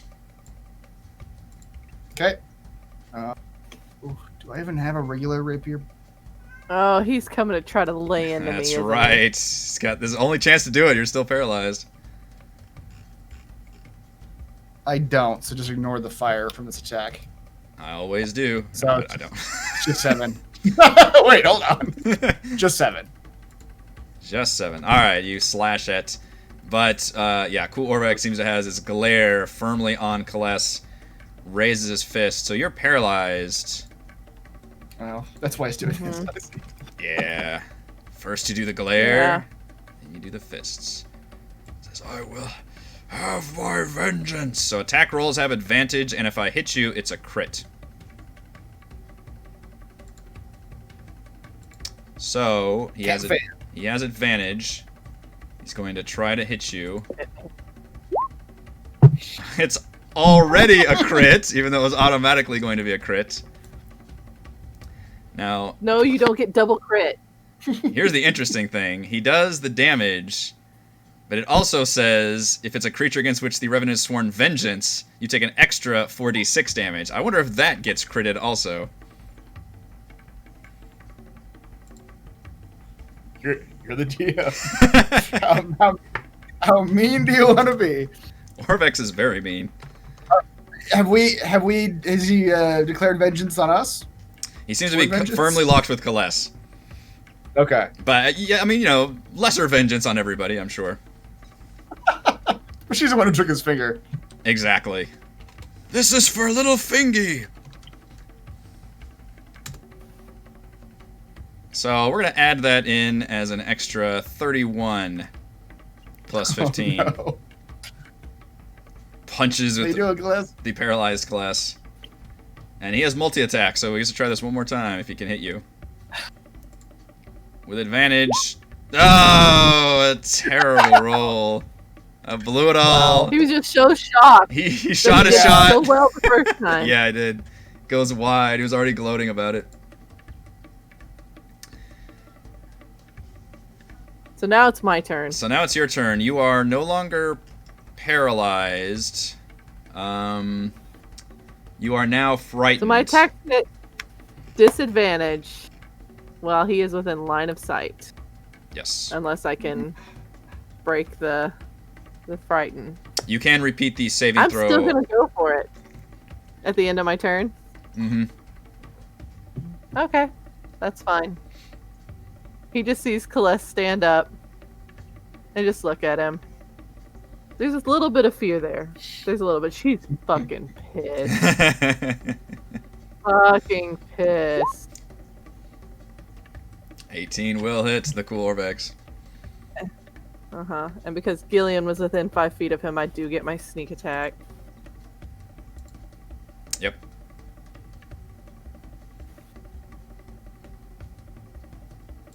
He'll take 27 points of damage. Alright.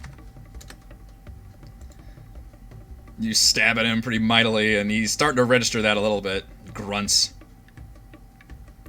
It is magical damage, too, so... Yeah, not it just seems to do regular full damage, for sure. Yeah. Cat, what are you doing? And then... Oh, man. This Cleese is not happy with you. Nope. Did you Saw what she did. And Did then... you punch Mother when she was down? Oh, you're getting a death glare. What do you got?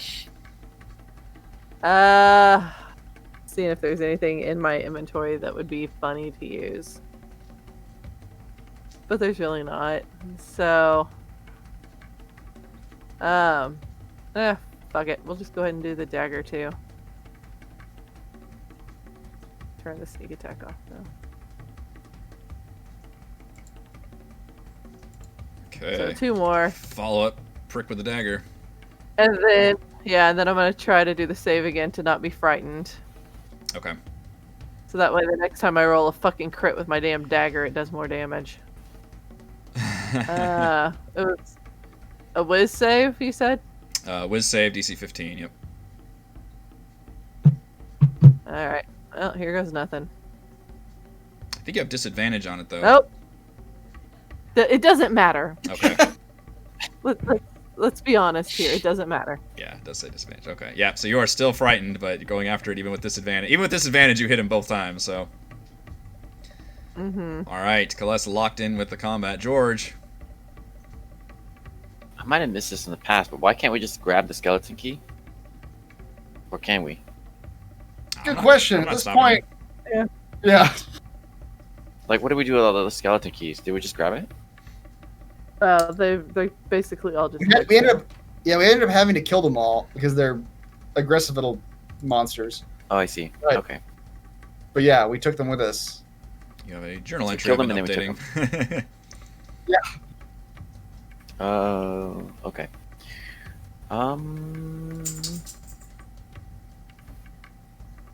I don't know. This battle between Celeste and Kulorvek.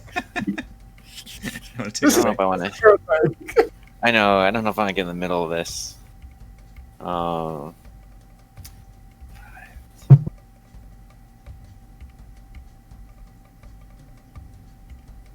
It's gonna help Mannix.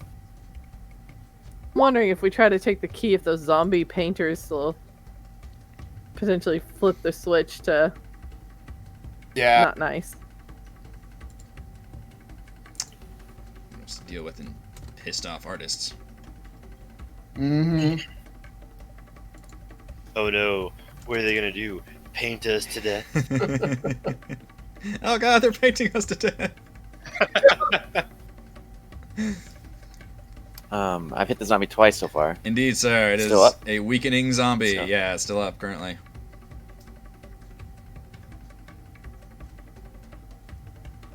$11. Alright, so we'd have to roll a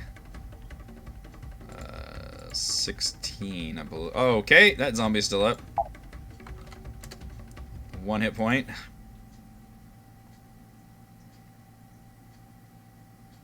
Did it? That's the end of my turn. Alright, Gillian.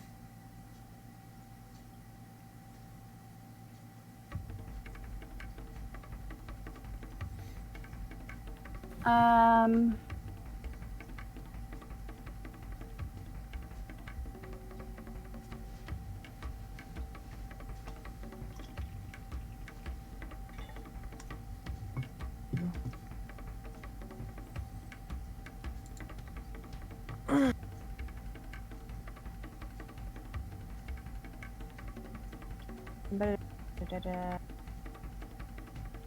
Always so hard. My area spells I don't want to use. Are you role playing your indecisiveness? I am, Seven. but more just because it's just boring, just to stab and. Right. What spells do I have that can be used here? I don't know. Your stabbing did kill that zombie T-Rex. I know. I'll just stab George says, again. "What? It wasn't me." I did that. If you get like diagonal from him, you can get the flanking bonus. It's engaged to move though, right? At all? I always forget how You that don't- works. You don't have. If you just move to Around him, but not away from Yeah, him. yeah. So if you go like here and then back in this corner, you won't take any hits of opportunity. Okay. That's so boring. I know. But practical. Egg her on. Okay. I'll attack Cool Orvex then. That cool. But Oh man. He's like, oh, this is so boring. Crit.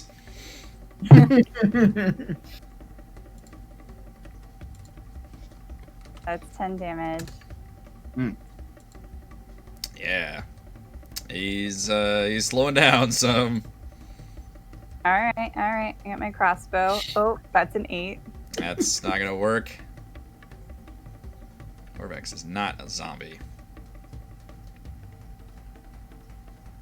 2 2s. Okay. That's All it for me. right, Mr. Mannix. Mannix will fire rapier this zombie between him and George.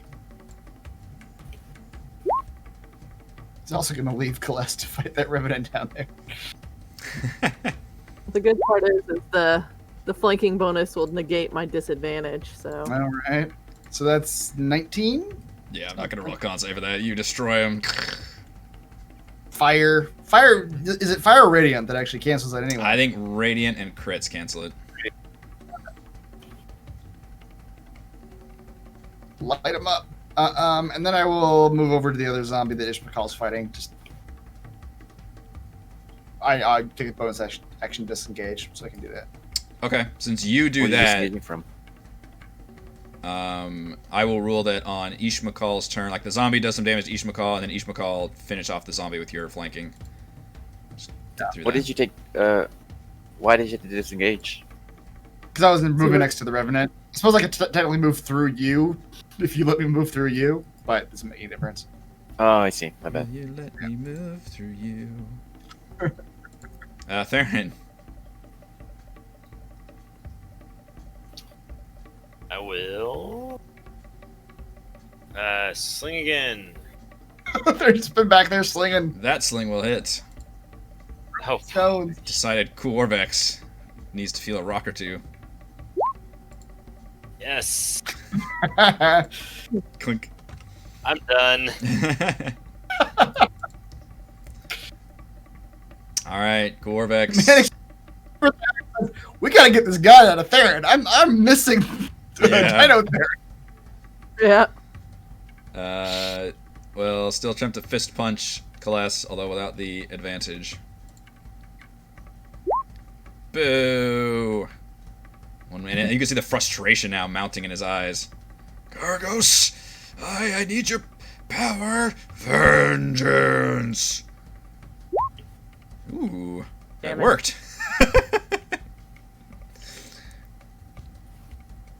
20 with that plus 18. 31. Jesus. Yeah. Punches That's you almost with as much as the crit. furious vengeance. Kalas, how do you respond to this?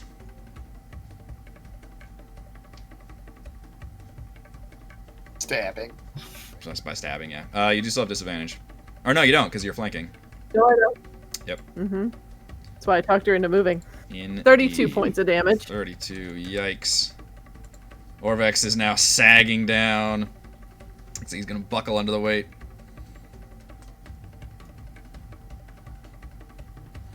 Like, how sagging?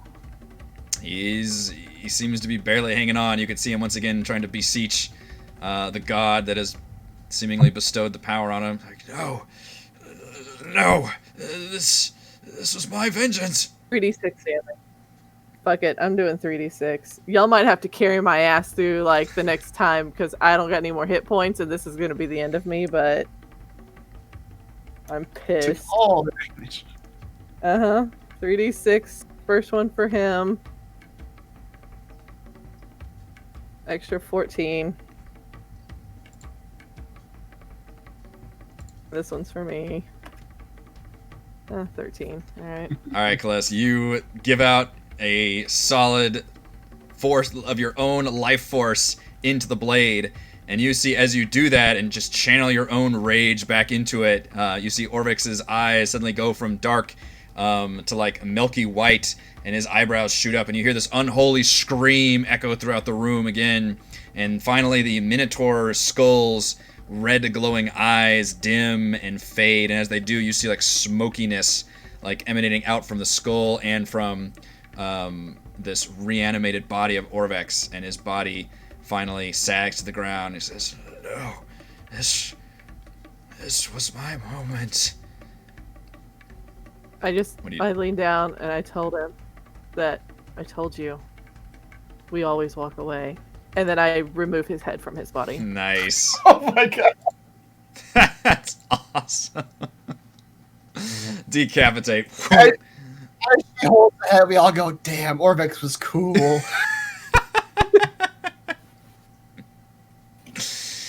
Orvex Colossus is- is gonna start finding the corner and just like, ow, ow, ow, ow. So, my loving husband, mind you, took me from 102 hit points to 8. Great. Yep. Yeah.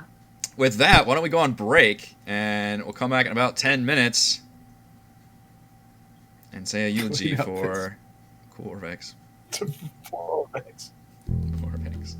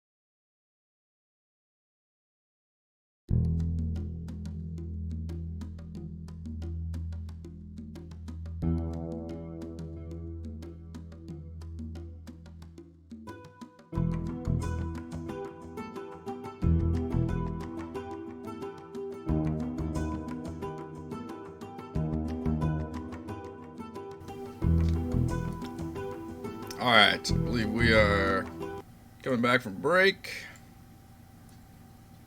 Bum, bum, bum, bum, bum, bum. There we are. So yeah, you have slain the empowered undead Orvex, a giant zombie Tyrannosaurus Rex. The zombie artists still haven't changed what they're doing at the moment. Although you imagine one of them might start painting the Orvex punching at Kaless. The scepter that was on the throne has rolled down to the ground. Or no, somebody picked it up. Sorry, I believe somebody grabbed it. Yeah. And then you've got one of those weird miniature skeletons just kind of still staring. I mean, it was kind of watching all of you intently, and now is aware. I'm not going to put you in combat if you want to take it. Right there. Y'all doing just it. see, Grab. y'all just see Colette like slink off into a corner. Yeah, fair. She's licking her wounds and downing the last 2 health potions she has in her inventory. Which one's doing the beholder scene? The last one down here.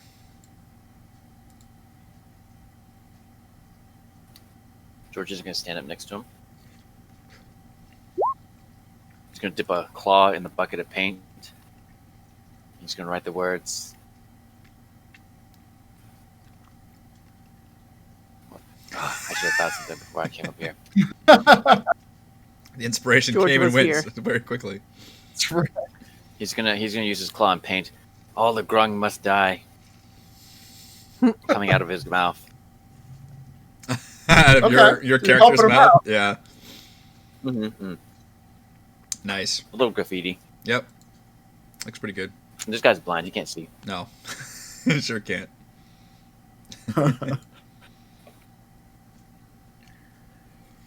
And then if nothing happens, I guess George is gonna keep on, making himself look super tough and add some musculature. Doing some polish. Mhm. Polish the paintings up a little bit. A little Yeah. editing. Oh, Yeah, nice. obviously this guy didn't see how muscular George is. He's blind. So, How would he know? Oh, wait, I got to All roll for my temporary hit points too, All right. because I killed somebody with that sword. Ah, take it. Theron, you got any of those dispel magic spells handy? Maybe. I got a golden orb in this cockroach room that I don't trust for the life of me. So to detect magic, Dispel magic. L. Well, let's see. Got 2 uses of it left. One at level 4. Ooh. What's it worth? I don't know yet. Does anyone have some healing they can throw my way?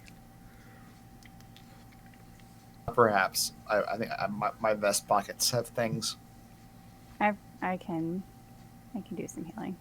Oh, yeah, or we got actual healers. Here. Take 13. Oh, thank you. And 12. Alright. I'll, there. What do you want me to cast it on? I actually point out the orb. See, that orb's got some evocation magic on it. My guess is we fiddle with any of that stuff in that room, it's gonna blast us all to hell.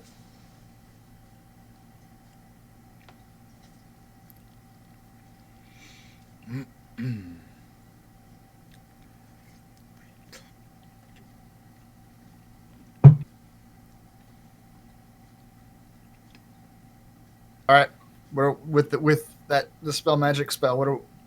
Does it look like it worked?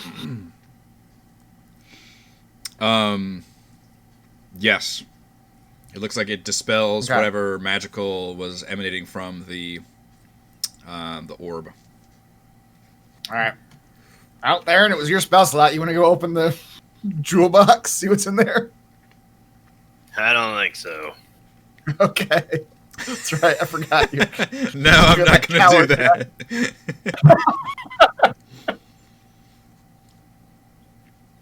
All right. Barely came over here in the first place. Let's go open that. You said that the bug at first was a box, right? The bug is a box. Cockroach. But it's a very nice. box. The box is bejeweled in of itself. It's got like gems set in it. It looks very expensive and nice. Well, I will take the box. I will also open the box. I will take the box. I will open the box. So yeah, you can cockroach jewelry box in your inventory, page 165. It looks very expensive and nice. What was the name of the page? 165. 65.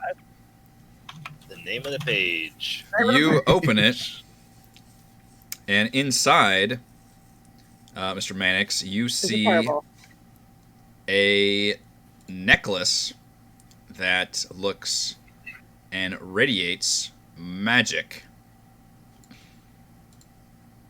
It would require some kind of identification or short rest, but it's got these orange, like, beads hanging off of this gold chain necklace.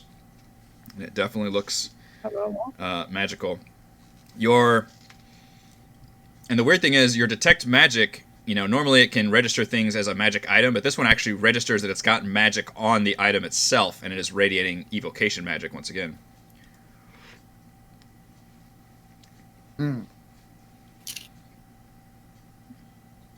Okay, well, when we get some time as we're walking out of here, whenever we next time we have 10 minutes as we're going somewhere or something, I'm gonna cast Identify Okay. on that. So for now, though, that necklace doesn't seem to have any relevance to the coffin. Not that you can see. All right, George, I need your big turtle arms.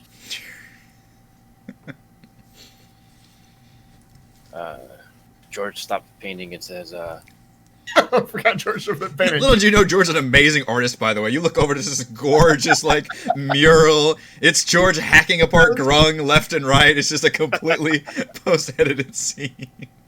it's like, how did you get those different colors? You only got one bucket. It's all like, oh, fuck it.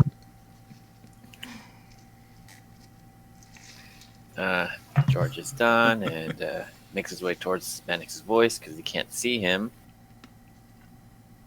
Marco. Hold on. Marco. George. Doors through the hallway. Oh, well, it looks like a statue to me, but Yes. all right. What do you want? I need help opening this lid. It's got like metal on it. You're the strongest guy I know. Strips of melted lead over the coffin. Looks like they could be pushed up still, but it would take some athletics.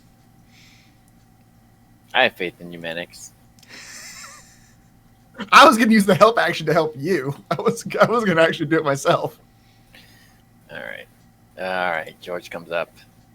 I will use the help action to give him advantage. Okay. Is it athletics? Athletics. It's your Where's muscles. Bring Celeste over. She wants to do athletics. Your muscles. Hell, No, that? she's I want to do acrobatics. acrobatics. George, George with failed terribly. advantage rolls a George! 3 and equals an 11. My goodness. I'll go all the way over here. I don't think this box opens. It wasn't made to open. This doesn't open. He pushes with all his might. It doesn't budge. George, I saw you budget. It will open. Just got to give it a bit more.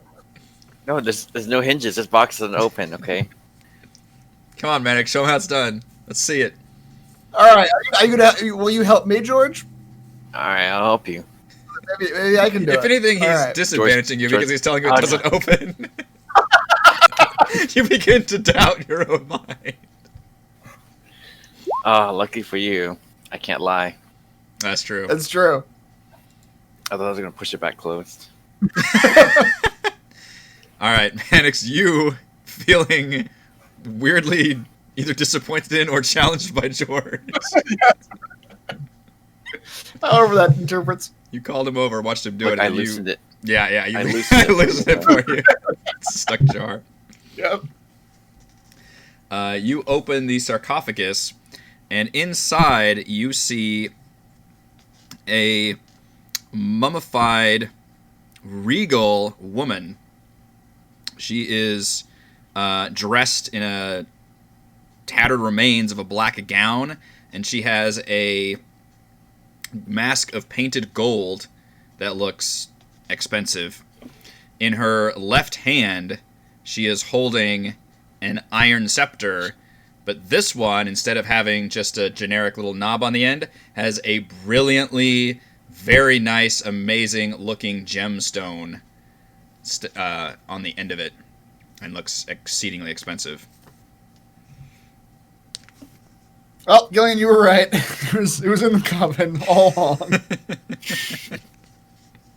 The last place we looked. Well, probably smarter that you dispelled that magic before. Or Theron Yeah. dispelled that magic. Right. And I didn't just open it. Yeah, that would have been interesting. I don't know what it would have done. Great teamwork, guys. George applauds. Yes, George. Thank you. Hey, you helped. You loosened it. Just Yes, listen. I loosened the box. All right, let's mage hand the mask and the scepter out of the coffin. Okay. You take the mask and the scepter. As you do, you grab it, and the mage hand comes up. You can take the scepter and the mask, and you feel like a few seconds go by, and then you feel the entire room suddenly grow like a little darker and dimmer, and then you see the mummy woman's mouth open, and as she does, you see this black gas just start shooting out of her mouth until it fills up this room. George and Mannix, I need you to give me Constitution saving throws, please. It sure sounds like a trap. I would allow it. Okay. Is this a spell or magical effect? I would allow it. And what's the save again? I know, I forgot by the time. Yeah. I want to do my thing. It's a Constitution save. God damn it. God, George, we're not rocking it in here. Both of you were just caught with your pants down on this one. The black gas fills the room, and you all begin to choke. And you both take 39 necrotic damage. It's necrotic, though. So I have a question. Yes. I take half damage from traps. Okay. I have resistance to necrotic damage. So do those stack? Is it half and then half? I believe so. Okay. And if you had made the save, you would have halved it again. Would have been even more of that. That would have been very exciting. Yeah. It would have. The quartering of the damage. But otherwise, once it fills the room and you all choke on it, then the gas seems to dissipate after that. All right. Does it look like there was like a literally a mechanism, like a pipe in her mouth or something? You're not sure what happened there. It doesn't look like there's anything Like- mechanical, Oh, okay. but it wasn't registering as any Just- kind of magic, so Yeah. The corpse was full of gas. the corpse was full of gas. Should have checked that Now the corpse trap's for been- gas. Now, the trap's in front to be a great place for a long rest. It might, yeah, it's a little room. I'm not opposed. So Have an alley. I was gonna. You identified the necklace. So 2 things. First, you do identify it, and you see it as a necklace of fireballs. It's handy. It is handy. However, your identify spell reveals that there has been a curse placed on this necklace. And the curse is that whoever wears this necklace, all of the fireball beads detonate at once. Wow. That's some bullshit. That sounds about right. And how many beads are there on it? That's terrible. It is terrible. Not sure how many beads. I know what the damage is. Wonder if I can work backwards from there. It says 1d6 plus 3 beats. Okay. How much damage does a That's a fireball lot of spell damage. do?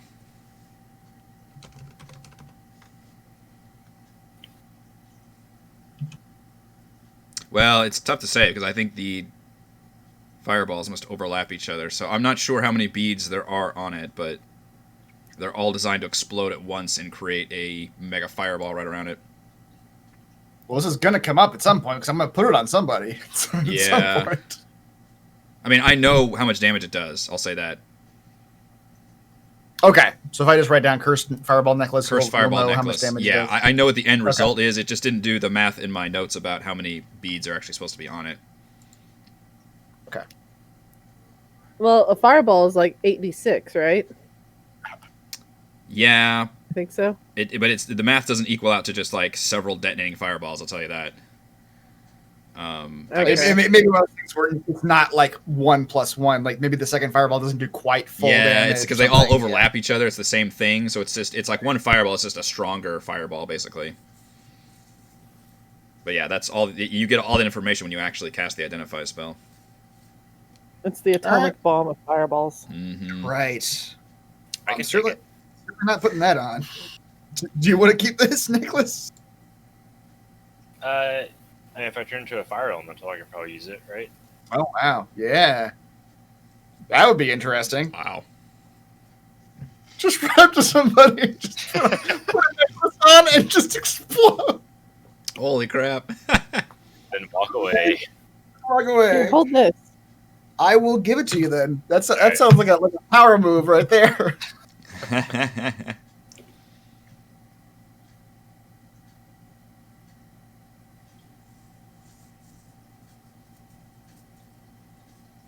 You just given the necklace to someone too afraid to go into danger. It's like a. How do you feel about holding an explosive device in its backpack?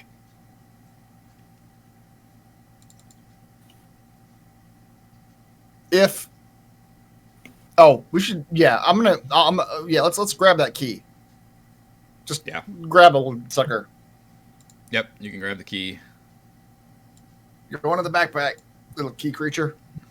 And you gain a 4th key. The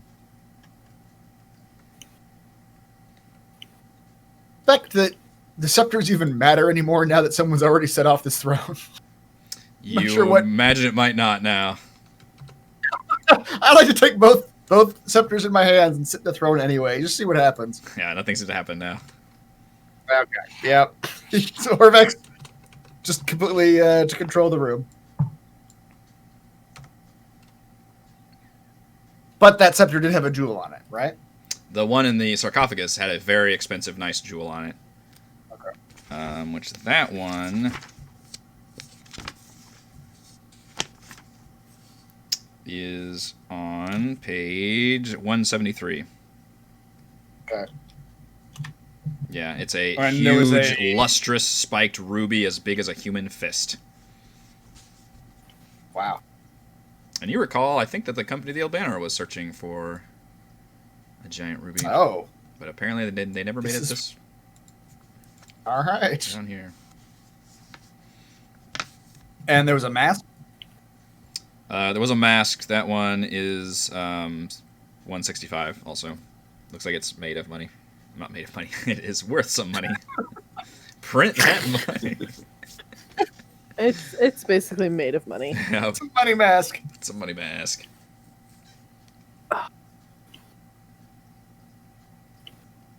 Well, I would not argue a long rest at this point.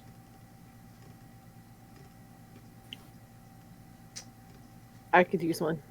How long has it been? You guys I long have a rested lot of owies.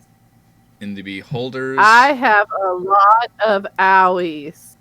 You guys rested in the Beholder after the Beholder fight.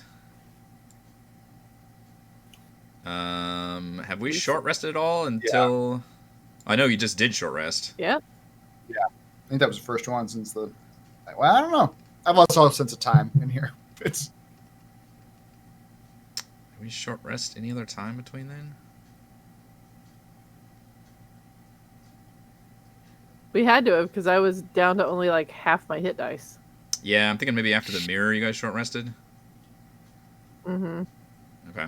Mm. But yeah, this looks like a pretty well defensible room. Gillian, you want to set your hut up in that little alcove over there? I'm sure black smoke won't come out of that corpse again. What are the odds? Can I check Orvix's body before we go in there to make sure there wasn't anything good left on him?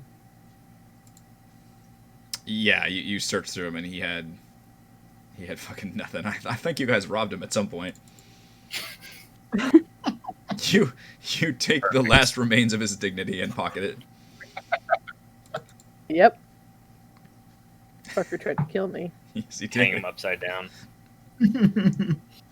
Skin his body. All right, you guys can pile into that room and get a at least attempt to get a long rest. Yep. Stack up like cordwood.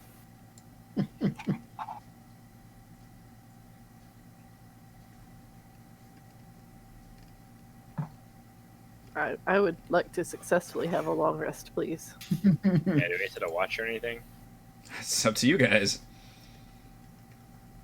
I'll Well, we set do- up my tent. Okay, so that the hut does a lot of hut. work, but yeah, we can still have a watch. Watching out the one entryway to this room in here. Okay. That's what NPCs are for, guys. Do we have any left? Just recall. Yeah, Yeah, Just recall. Maybe we should Down treat the him wall. kindly. maybe. It'll last one session.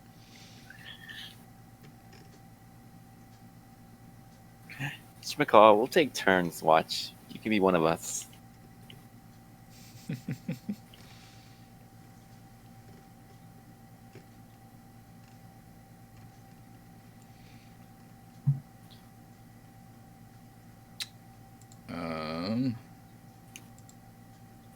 Trying to look for my notes on long resting in here, but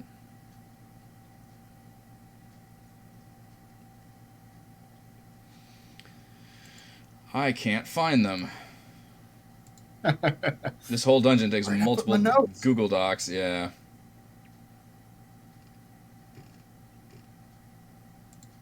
I don't remember. Where did we previously rest? I'm guessing you're right. It was Beholder, but I'm not It was positive. Boulder. What was the one Yes. before that one? George didn't get Oh, a right. Oh, before Beholder. Been a while. Yeah, I feel like it was like the slod. It was like after the slod situation. Yeah. No, it wasn't. I don't know. Oh yeah, it wasn't that slod situation. It was in that room that we first encountered the slod. Mm-hmm. Okay. Where like there was the pentagram, salt pentagram on the ground. We long rested in there. For some reason I don't Yeah, have... it's been a hot minute. Yeah. Okay, yeah, you guys can get your long rest.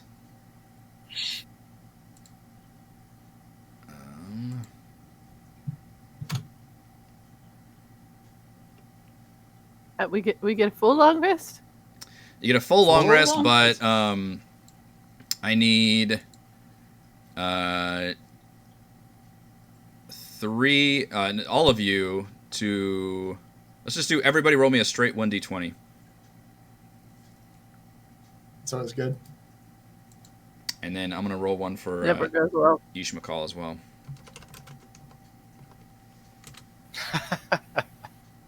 Great numbers so far. Fine job. Wow. Look at these numbers.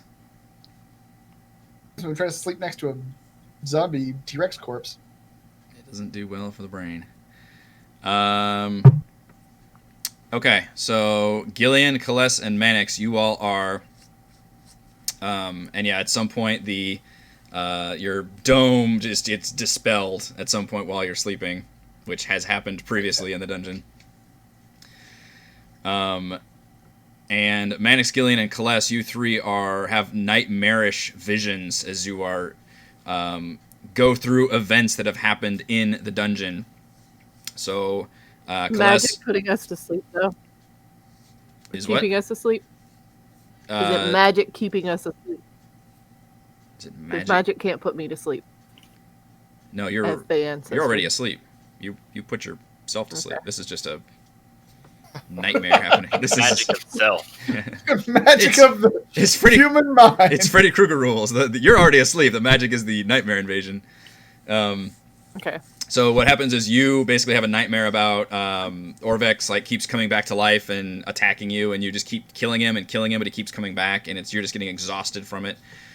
That's not a nightmare. It's very frustrating then. Yeah. Mannix, you're getting just clock punched by endless mummies. Endless. Endless mummies. Gillian, what has been your most terrifying part of this dungeon? Loneliness. Crippling loneliness.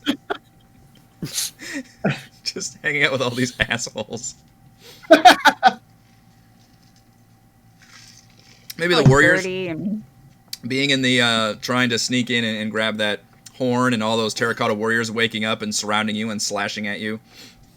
So you're trying Yeah, to that wasn't run through, fun. and all the warriors are slashing. It's like you said, this is a dirty dungeon and not having any hand sanitizer. It's pretty bad. I need all three of you to give me. Let's do wisdom saving throws. God damn it! You already know I'm not good at this. These nightmares persisting through you. A little better. Yeah. Saving throws. Nope. Us just doesn't sleep. It wouldn't have mattered. All right, Gillian, you wake up from the long rest, but your maximum hit points are reduced by 7. And Kaless, your maximum hit points are reduced by 9. As you have a fitful sleep.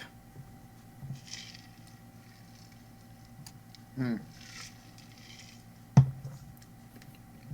you see the images of those old hags, and they're just you can feel their presence invading your mind and making these events happen. As you wake up, you can see those of you that didn't have nightmares look over, and you can tell that your fellow party members are quite shaken by these events. Not Otherwise- sure, frustrated. Doesn't Darren have nightmares every night? He just brushes them off. They're like, yeah, they're fun nightmares at this point. He welcomes them. Nightmares. You all enjoy the benefits of a long rest, at least, although some of you a little nightmarish from there.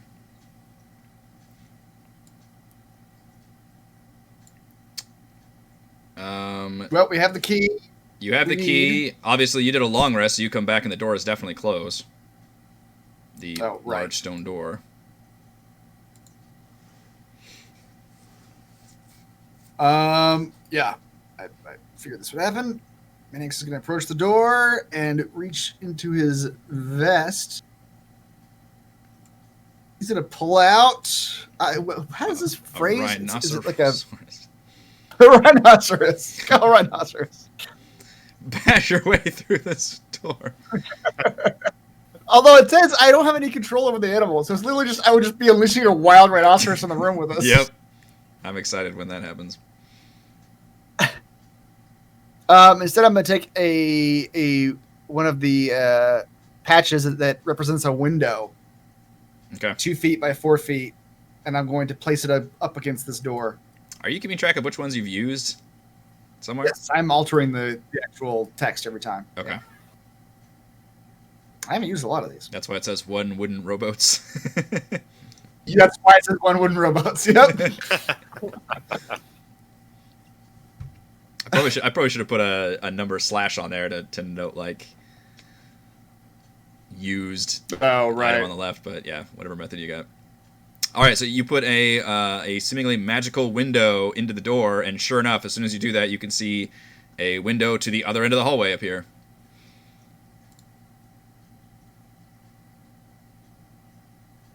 A window climb through, guys. Let's go. 2 feet by 4 feet window. So we kind of do have That is to crawl through like extremely small. Yeah. I just slipped right on through. Dude, how big is 2 feet wide? It's like this. Not very big. You- Yeah. Maybe I'll put it so the 2 feet wide one is the height one, so you can just sort of army crawl Hey. through it. Would George fit through that? I mean, I hope so. Not very well, Grease 'em but- up. We might Yeah. have to put some like grease him up and like kick him Yep. through.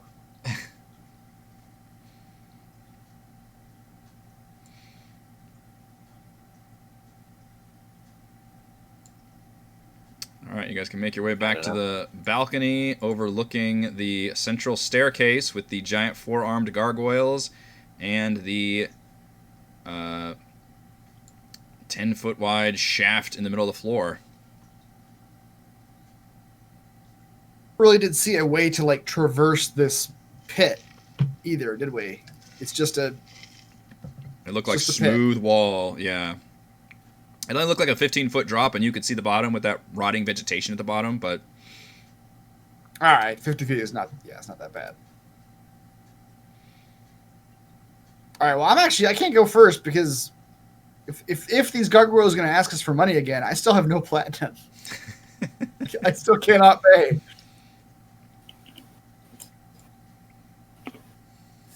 Just run past them. Could, but I have a bad feeling it'd be 4 gargoyles chasing us down that pit. Yeah, but I'll wait, are run we them. going down the pit? I mean, at this point, we have nowhere else to go. That's the only way down. So yeah, we're going down the pit Into the mossy vegetation? into the mossy vegetation.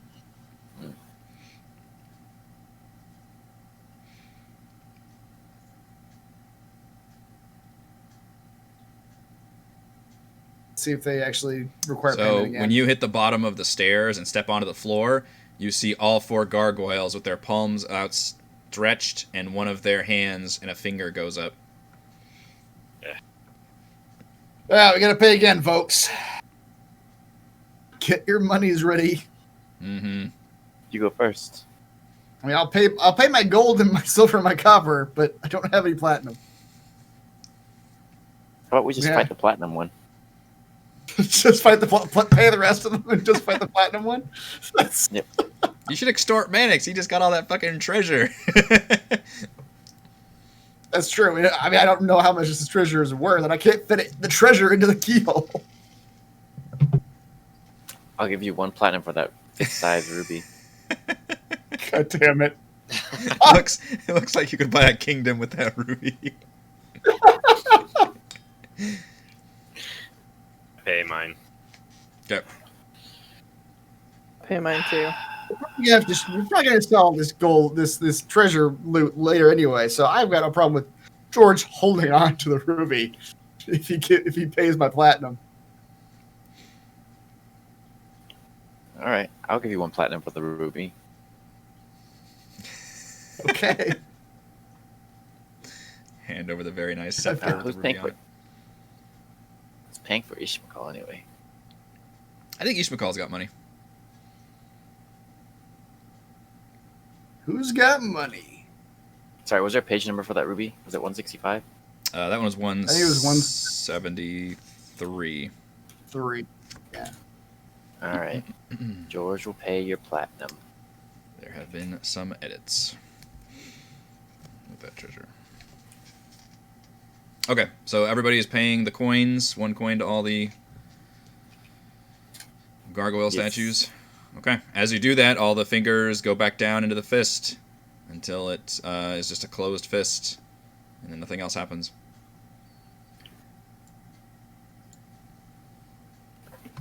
$15 feet's not. That's 1d6 damage if we just hop down there, right? That is true. Can we attempt to just hop down in a sort of graceful way? Max very ungracefully like hang on the edge of the pit and just try to lower himself as low as he can go before he lets go. Stretching real wide. Like angled type of a pit, like so it's coming down at an angle Nope. to a Straight, slick. just straight down. Yeah, I mean, I would allow a George has the dexterity answer. acrobatics check to attempt to like do a. he- Go ahead, George. He pulls out his staff of Moa. He turns Moa into a snake, and he says, "Make me a snake slide."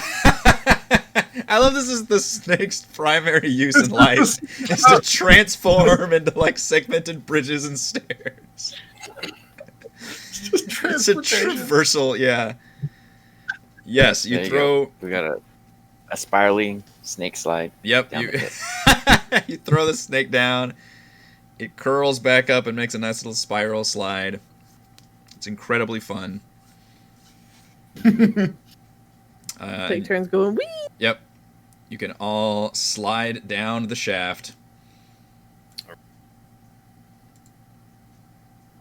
How long have you been waiting to say that? So long.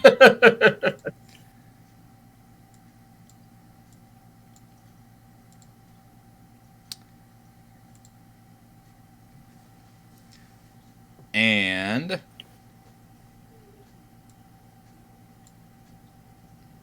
you slide down into and a pungent stench fills this pentagonal room, the walls of which are covered with riveted sheets of iron. A wild garden full of sickly plants and rotting compost takes up most of the interior, and a narrow path hugs the walls between the two exits. Jutting from the middle of the garden is a 6-foot-tall rusty sprinkler.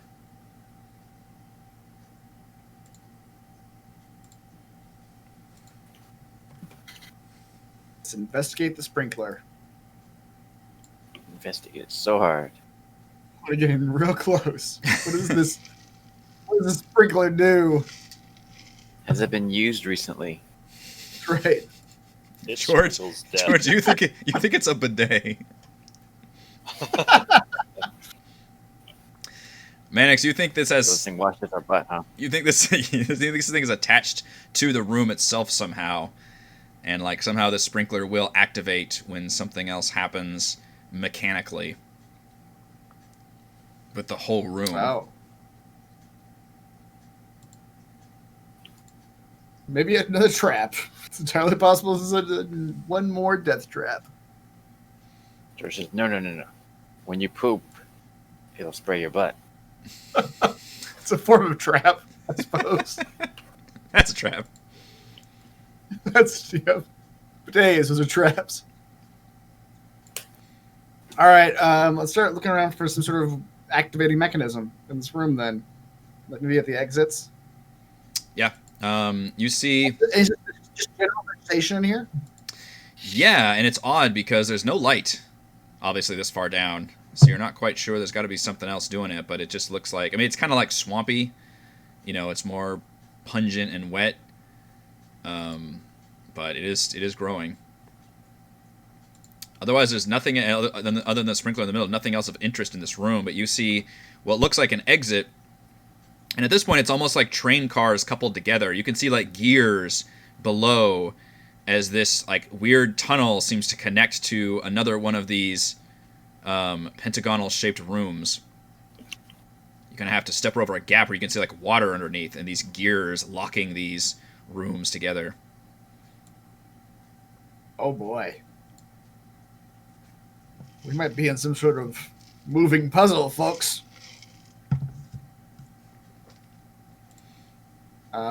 All right. Does it look like I can just step over this gap without any trouble? It does. All right. In this chamber, an acidic stench fills your nostrils. The chamber has 2 exits, obviously the one you came in, and then another one to the west. The walls are covered with riveted sheets of iron, and the pockmarked stone floor has a large puddle of gray slime in the middle of it. Pictures on the walls depict 5 black dragons, their mouths open wide. Great.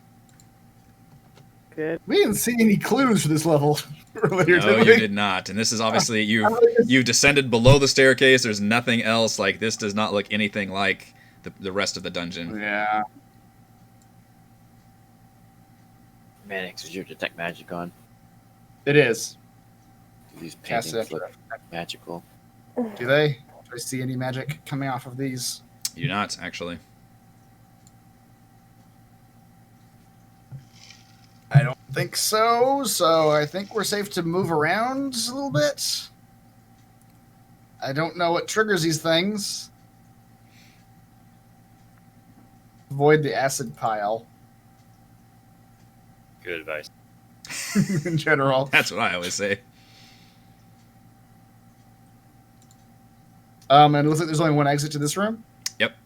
It's like an exit Advice to... my father gave me on my wedding. That's right. Avoid the acid piles. With the acid piles.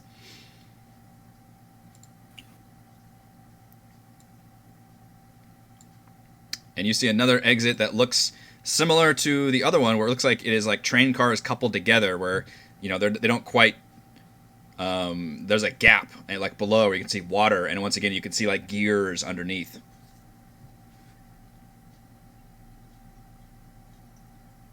All right. Does it look like I could do anything with these gears underneath the setup? They're or does it look like the huge. gears are just Yeah, yeah. So they're probably designed to move the whole room. yeah. Okay. All right. Onward, I guess. Okay. You can see little bits of that slime everywhere, but you can carefully step over it or avoid it.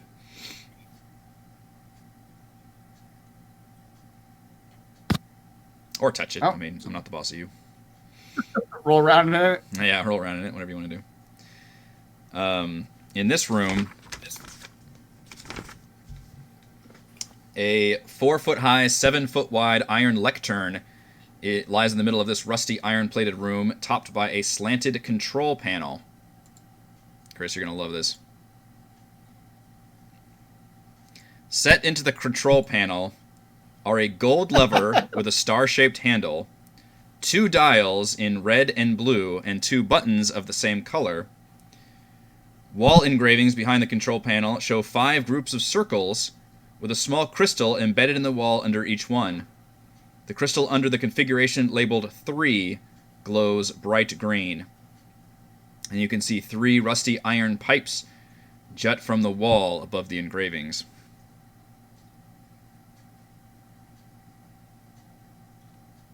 Oh boy, this is very much like a missed puzzle, right? Mhm. You're right. Oh boy. So the one that's lit up right now. I wonder if it generally aligns to what we just walked through. remember Probably. trying to remember what they look like was the position. Yeah. All right, let's assume that's the case. Wait, does the little rooms have openings in the picture? They do. And you saw what looked like an opening to your southwest in that first room, but it was just blocked by a huge bunch of rubble. This is like completely impassable. But you did see that there was, it looked like an opening in that first room that should normally be there. Which was the... Actually, I guess you don't know which one yet. The trouble is, I don't see any difference in the symbols. The actual configurations look the exact same on each number. So, I don't necessarily know what they do. I would look carefully at the... Oh, I see. I was looking at the symbols on the outside, but yeah, the inside pentagons. Right? Yeah, the openings are all different places. Yeah. Yeah. The opening in the Pentagon. So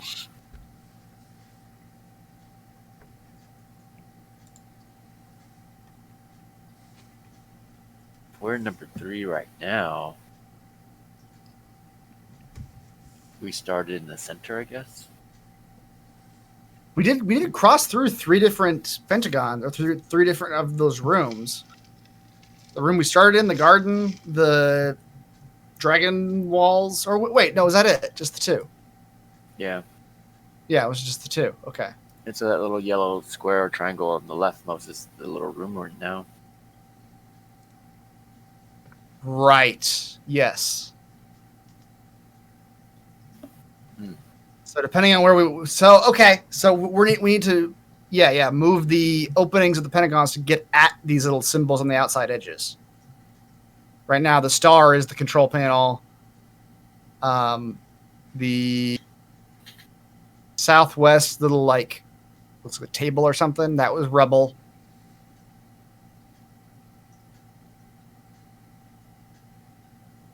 Okay. So which one do we want to try to go for?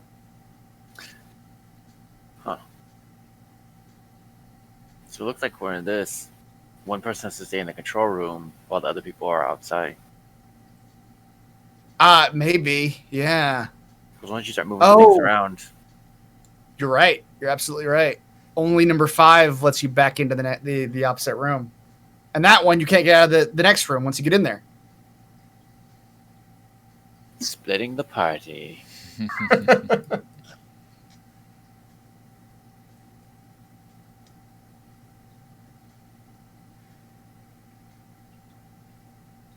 All right. Yeah. So to get back into the room we were just in, we could also just send everyone back. Try. Right, So once one person stay inside here. Everybody else runs out into the middle room again with the sprinkler.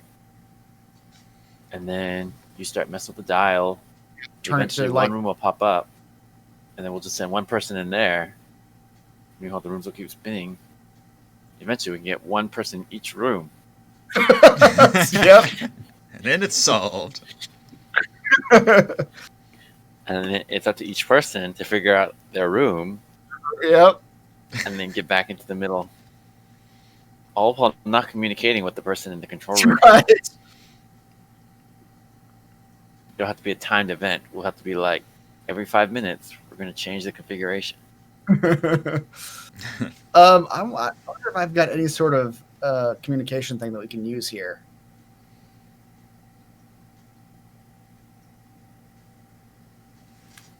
I think our NPC should be controlling the rooms. Because he's useless otherwise. George said out loud. telling the truth. Telling the truth. Well, first we got to figure out how these mechanics work. Yeah, I have a feeling that if we do something wrong, slime's going to pour out of the pipe as well. It's good instinct. In that case, I volunteer to be in here. Turn the dials. Yeah.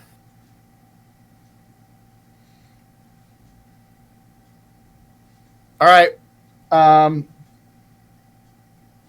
Yeah. Okay. We'll all go back to the middle room. You try to turn it to get to either like number 1. Number 1 looks good. Because then someone can go to that wave-looking room, and we can get into the northeastern room, the northeastern gear, and that northern room with the little 4 lines.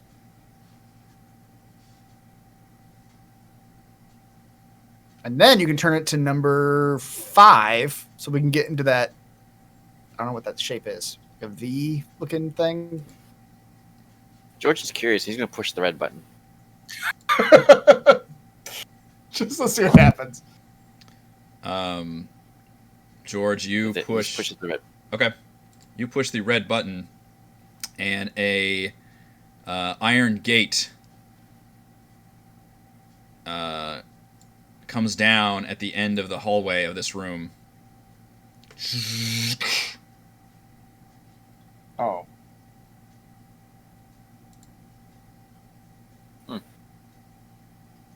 I guess gate is the wrong word. It's a thick iron door.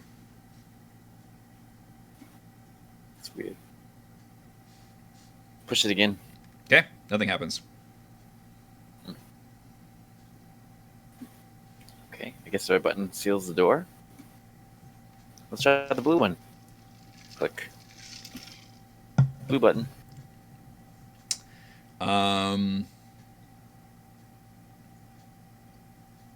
Nothing happens.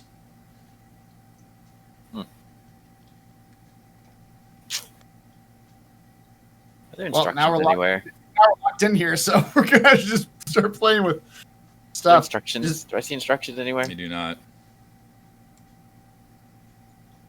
These dials look like they can go one to the left or one to the right. Yeah, and it looks like they're the kind that when you do it and you let go, it'll snap back to the center.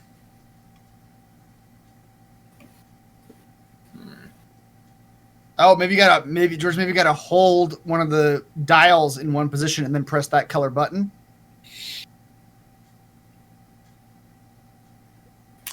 I don't know. Try it. Okay.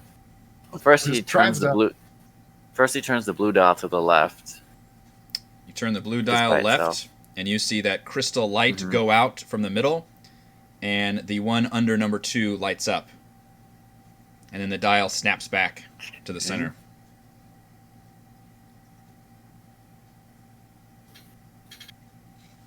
What does the red dial do?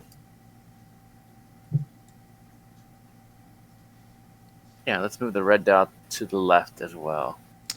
You move the red dial to the left, and all of a sudden you can hear and speak to the people who are not in this room because you cut off some of your party members. So all of a sudden just you start hearing like the thoughts and start realizing very quickly that you can talk to the people who are not in this room. Telepathically? Yes. Just by a turn. Oh. Yes, and it snaps back to the center.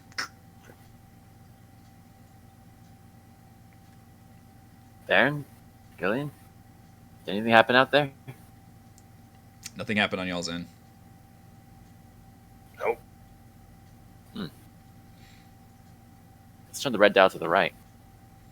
Turn the red dial to the right, and immediately you feel that connection get severed. That telepathic connection. Turn back to the left. You feel it turn back on. You have communication again. That's weird. All right, the red dial is just communications. All right, that's interesting. So the blue goes left and right Yeah. for the light. I guess the lever finally activates whatever we set it Position. on. Yeah. But what are the Still unclear what the buttons do then. Mm-hmm. There's a chance that once you activate it, the blue button will open the door again, maybe? I don't know. It's possible. All right. Well, now we know how to get to the configuration. Which one do we want? Well, what So I room think is we left. Ern and Gillian in? We left them in the leftmost room, so I could tell them to go back into the. Say, hey, we don't know how to open the door again, but if you go back to the room with the little sprinkler, we're gonna open up a new room for you to explore.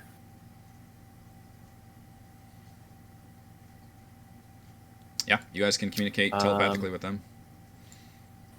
Can I turn the blue dial to the right? The blue dial to the right, yes. You do that, and you see the light go out at number 2 and then reappear under number 3. So if we go to number 4, then they can get to that southwest room that had the rubble, right? Well, technically, on number 3 they could too, but it was just rubble in that room. Yeah, you notice that one room is actually blocked. So that room, there's whatever nothing in whatever there? used to be there. Oh, like it's caved in rubble, you mean? Yes. Yeah, it looked like there was a passage there normally, but it was completely caved in. Okay. In that case, then how about we go to number 1, and that would open a room on the top. Mm-hmm. Okay. Yeah. So turn the blue dial left twice to get to number 1 again. Okay, you turn the blue dial, and it lights up at number 2, and then you turn it again, and it lights up at number 1. The question is, do we push the lever up or pull it down? Lever looks Is like the it's lever up currently right now? Oh, okay. Oh, okay. It looked like in the middle of the picture. Pull the lever. All right, George says, "Good luck, guys," as he pulls the lever. You pulling the gold lever? Yes. All right, you pull the gold lever, and you see from the pipes a nasty slime begins to start pouring out of those pipes into your room that you're in. Uh-oh. What did we do wrong? Not sure. George pushes the red button again in panic. The red button does nothing. Pushes the blue button in panic. Okay. The blue button with the crystal now lit up under number 1. Now you hear loud gear grinding sounds, and you can feel the entire level shifting as the configuration begin. Oh, is Klessa in your room? Oh, okay, I thought she was in the other one. Let me see her. You feel that configuration changing, and then that slime is still hitting all of you and beginning to fill this room up. And all these things are happening, but I think that's where we're actually going to end it for this session. I should have rolled our MVPC from earlier. Let me get on that. You guys really split the party, too. I didn't realize Celeste was in there. More than we intended to. Yeah. If y'all sent me to another room, I had to step away for a minute. So You were still in the control no, room. I'm still Did you want to go out before? I don't know at what point you left. I left before all that discussion. So I'll just We were stay talking right. about sending everybody to the middle of the room, but I think we accidentally triggered the door that closed this control room. Okay. I'll just stay where I am then. Okay. George says, "I'm going to try my best to figure out how to open this door again, but if not, I'm sorry and good luck." All right, so where we left off, thought I started the poll, but I don't see it in the chat. That's a bummer. Chat, if you want to vote for our MVPC for this session, please be doing that if you can. Or maybe I haven't been able to. It's in the chat. Oh, it's in the chat? Oh, okay. Oh, my chat is messed up. I haven't been able to see it since like an hour ago. Dang. Totally missed all the great chat comments. That's a bummer. And then we will resume with the gears changing direction and the slime filling up in this control panel room. I think we made some good progress tonight, which I'm very pleased about.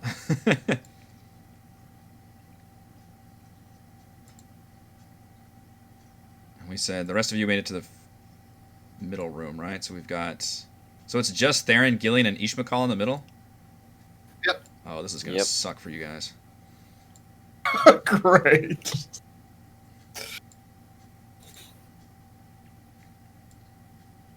That's... Oh, boy.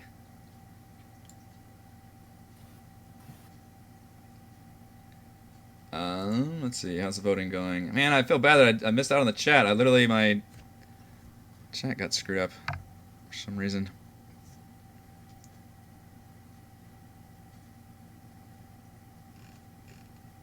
So I apologize for everybody that I haven't been paying attention to. I'll recognize you all. So, thank you. Oh, where's my outro? And I don't think there was any music this whole time. Yeah, I haven't heard it, but I used battle music when you guys were in battle. I did hear the battle music. Yeah. Okay. Thank you to Chris, Heather, Rochelle, Raymond, and Reese for playing. Thank you to all of our wonderful fans for watching. You can go to roguewatson.com for recaps. Patreon.com/roguewatson if you would like to support the channel. We're live streaming our D&D adventures every week. We'll see you next time. It looks like it's going to be Kaless for Yay! MVPC. Yeah, for the Orvex Showdown. Yeah. Next That time, definitely I gets- killed people that I needed. Inspiration. And George, I'll give you inspiration for doing the painting because that was really funny. I thought that was hilarious. Your own. I like that.